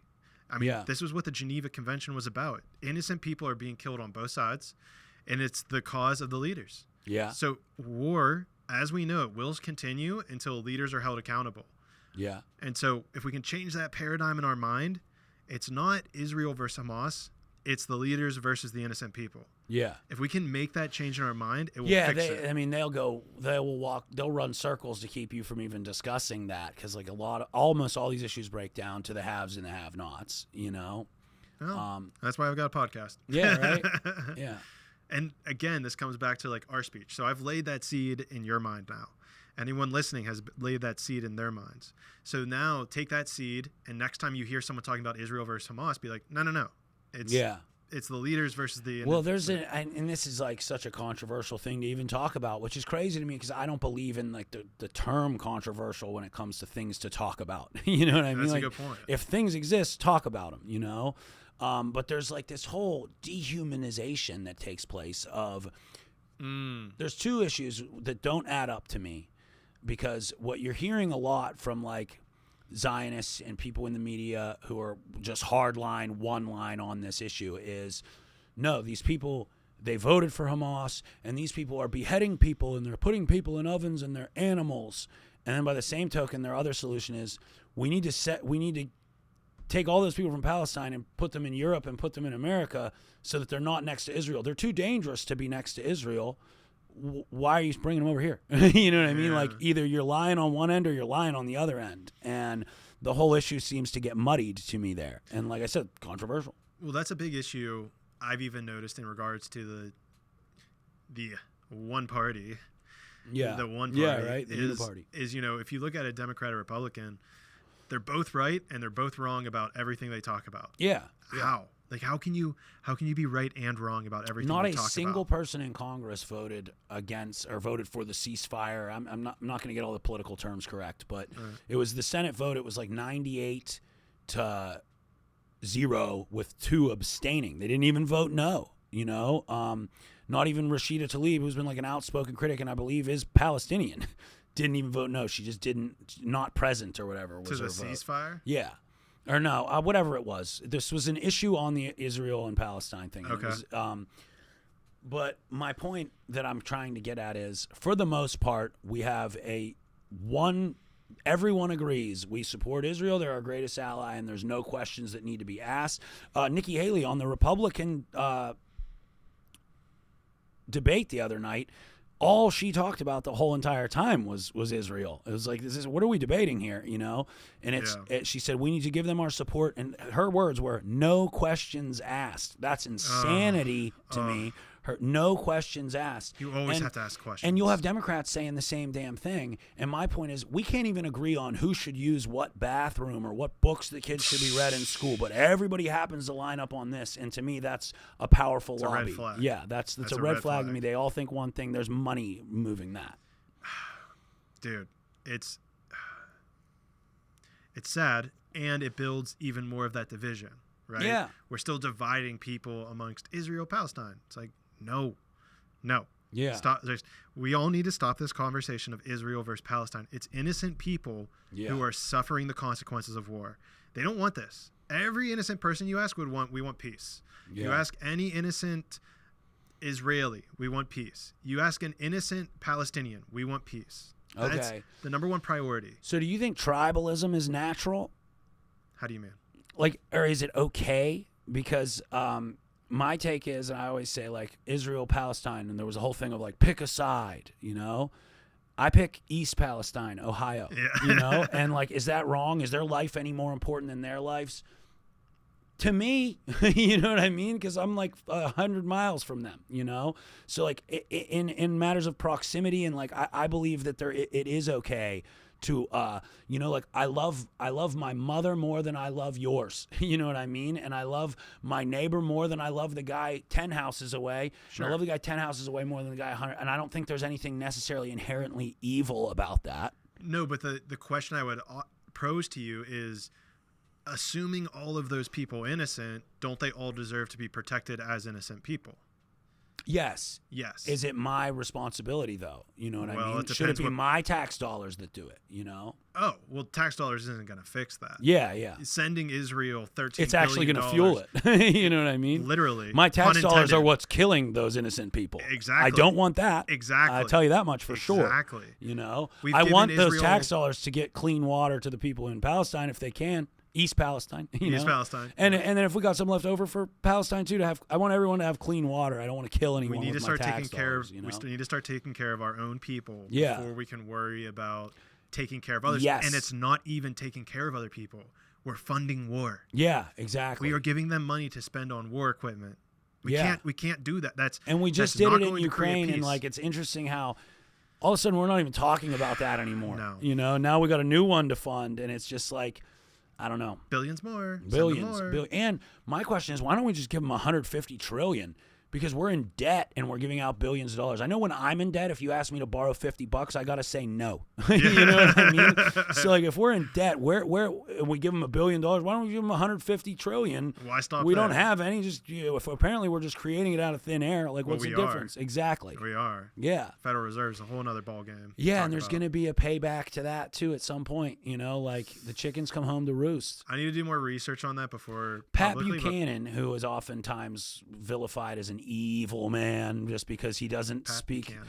Yeah, Pat Buchanan, one of the grandfathers of libertarianism in this country, dude, a very important political figure. Okay. He wrote a book in, I want to say 1995, it might have been 1985, about will America exist in 2025? And he lists out the reasons why we're digging our own grave. Here we are in 2023, and like so much of what he said was true, but you don't he was vilified for saying it 20 years ago because there's no prize for speaking the truth, man. He's 85. Yeah, the book, I believe the title of the book is Will America Survive until 2025? And he wrote it like 30 years ago. Will America Survive to 2025 is the book title. Yeah, and there's like a subtitle. Suicide of a Superpower. Yeah. Will America Survive to 2025? Oh, wow, it has the whole book right here. Oh, interesting. Yeah. Wow, that's crazy that it's all just right here. Oh, it's a limited preview. Never mind. Okay. The America, as we know, is about to go through an upgrade. We're under construction. I like that. I'm using that phrasing. That's hopeful, and there's nothing wrong with being hopeful. You know, we have to. Again, take inventory of where we are. Yeah. Look at your feet. Look what ground they're standing on, but keep your eyes focused on where you want to go. Yeah. That's it. That's the formula. It's so simple. And this even goes back to if you're going through drug addiction, or if you're trying to, I mean, the country's kind of going through a drug addiction. If we're trying to heal any sort of problem that we have, whether it's with a country or whether it's an individual, look where your feet are and keep your eyes on where you want to go. Yeah. And just take inspired action as you see will take you to that thing. Yeah. That's all you got to do. Yeah. It's simple. It makes sense. It's so simple. Yeah. To go with the analogy too, like, they always talk about the program of recovery and Alcoholics Anonymous. It is a very simple program, but that does not make it easy. You know, it may be simple to wrap your head around it. You know what I mean? But it's not easy. It's simple. Like, oh, you have a drug addiction, stop doing drugs. Simple enough. You know what I mean? It is not easy. Just because it's simple is not easy, you know? But it's good to keep it, especially when things get difficult, it's good to keep it simple. Yeah. Oh, I love simplifying anything down to like, does this make sense to me? You know? Yeah. Take it down to the bare roots of a problem. Well, that's the big thing too, is even when you look at drug addiction, if you can keep pulling back the layers, this is how I've deprogrammed myself. You hold a belief, right? It's not true. You don't know that it's true, but you have a belief of some sort. Keep pulling back the layers of why you believe this thing. Yeah. And once you get to the root of it, especially if it's something that's not serving you, you'll never hold that belief again because you'll realize that it's illogical. Yeah. Something like maybe it's that might be triggering for people, but I'll say it. I need money. Yeah. If you have a belief that you need money, why do you believe you need money? Yeah. Oh, it's to feel safe. Okay, well, aren't you safe right now? Yeah, I am. Once you make that connection in your brain that the reason you need money is to feel safe, it no longer exists. Yeah, that makes sense to me. It's like the famous quote from the movie Blow. I don't know if you know that movie. Nah, but yeah, I've heard of it. But money isn't real, George. It only seems like it is, because he spends his whole life pursuing money, selling cocaine. He ends up locked in a cell over it, and it's like the very closing lines of the movie are, "I wish I would have listened. Money isn't real. It only seems like it is." But I mean, you got to watch the whole thing to really grasp what that means. But I also fall into the trap of, okay, I can confidently say I am not a very smart man, and I know that means I'm much smarter than others and not as smart as some. But they want you to think that. When we're talking about education, especially here, everybody is intelligent, but how are you defining intelligence that you deem it as you not being smart? Well, what I mean is there are some issues that are complex that I want to trust other people to handle, but they also want, we just talked about simplifying things, like, you know what I mean? So this whole Israel-Palestine thing, it's way too complex for someone like, I don't know the history well enough. Well, here we're One thing I do know is I don't want my tax dollars used to kill people, and that's simplifying it. That's okay. You know, that's what I mean. What I'm getting at is I am smart enough to understand anything when it is simplified. And it's just like, this was a common thing with like anytime there's a financial collapse, it's like, oh, well, all this stuff is too complicated for you to understand. That's why you need to trust the Federal Reserve. You need to trust people who've been to school for this. Exactly. The fact of the matter is that it's like the tax system. They make it more complicated than it needs to be. That was the point I'm trying to get at. Okay, gotcha. Yeah. Yeah, but that's not, but see, do you see how that illusion makes you feel dumb, or you said not smart? Yeah. And it's not that you're not smart. It's that the system has been made so complex that it wants you to feel like you're not smart. Yeah. Maybe I'm just smart. Maybe the system is so dumb I'm not even dumb enough to understand it. You know what I mean? It's a different shift on that. That's a good shift. Right? Yeah. They've set things up so dumb. Like I can't even wrap my head around it. They've made things so it's like complex, untangling headphones. You know, you're like, what the hell did you do to these? You know, like it's like you're not dumb because you can't untangle them. Yeah. It's dumb that they got this complex. Yeah. That's a good perspective shift. Yeah. Yeah, but you see, the empowering thing there is when you say, I'm not smart enough, you are smart. Yeah. You're just creating this universe or this world where you've defined smart in a specific lane. Yeah. And this is what our school system does.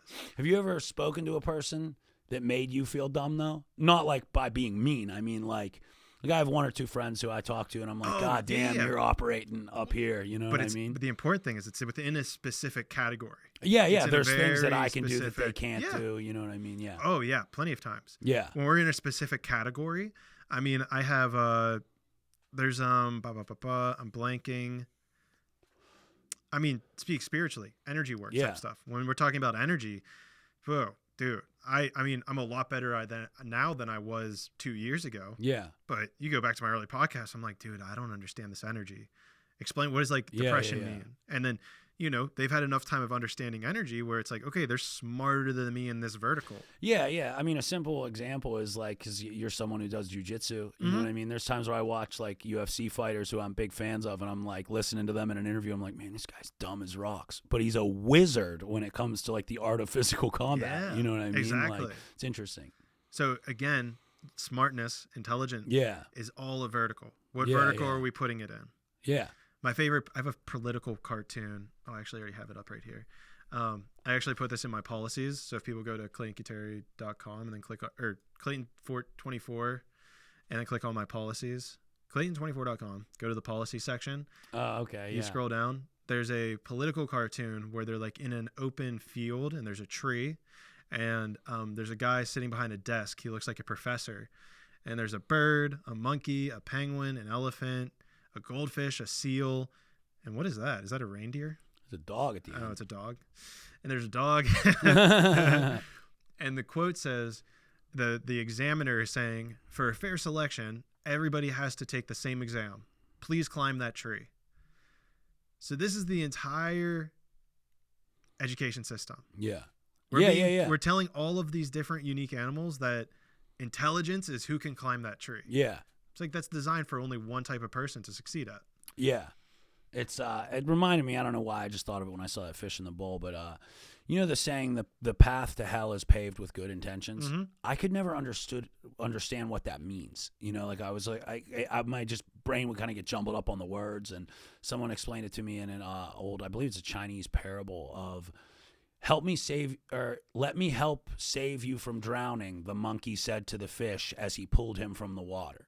Yeah. And that's a much easier one for me to wrap my head around than the path to hell is paved with good intentions. It's literally the same exact thing, you know? Yeah, slightly different. Yeah, yeah. It's just a better illustration, I thought. Yeah, I like that. Let me help you save you. Let me help you save yourself from drowning, said the monkey to the fish as he pulled him from the water. That's exactly what it is. Yeah. Yeah. Which comes back to Reagan's the most dangerous words you can hear from a government. I'm from the government. I'm here to help. Yeah. It's the same thing. Trevor Austin. Feels like a good spot to wrap it up. Yeah, I love it, man. This was fantastic, dude. Thank you for being here. Yeah, thank you for having me, dude. I'd love to come back, dude, anytime. Absolutely. Yeah, hell Absolutely. yeah. I live 5 minutes from you, dude, too. So. Do you really? Yeah. Where are you at? Well, Yeah, don't fly. Yeah, fair enough. I'm around. Dude. In the parts. I'll off tell you the what, street. you can catch me Saturday at Low Lev Brewing. You know, that's where I am, dude. That's your spot. Yeah, plug Yeah. your stuff. Let people know where they can get you. Yeah, I'll tell you what. Trevor Austin Comedy, I post most of my shows. I have two really big ones. I have one, I don't know if this will be out, but yeah, Saturday I have a show opening for a lady from Chicago, Mary Santora. Okay. I'll push it out faster. If I can. Fantastic. Yeah, that's Saturday night. There's 2 shows. And then next month, opening for Sam Tripoli at the same place. So, Ooh, there you go. Yeah, that'll be really fun. I've been on one of his podcasts before. You've been on it? Yeah. That's fantastic, dude. What is it called? Awaken? Tinfoil Hat? Not that one. Oh. There's a different one he has. Awake? Shit, what's it called? He has a spiritual one. Maybe it's That's called really One. cool. Yeah. So he's cool. Yeah, I've small been on world. it. Yeah, I'm looking forward to meeting him. So. Yeah, hell yeah.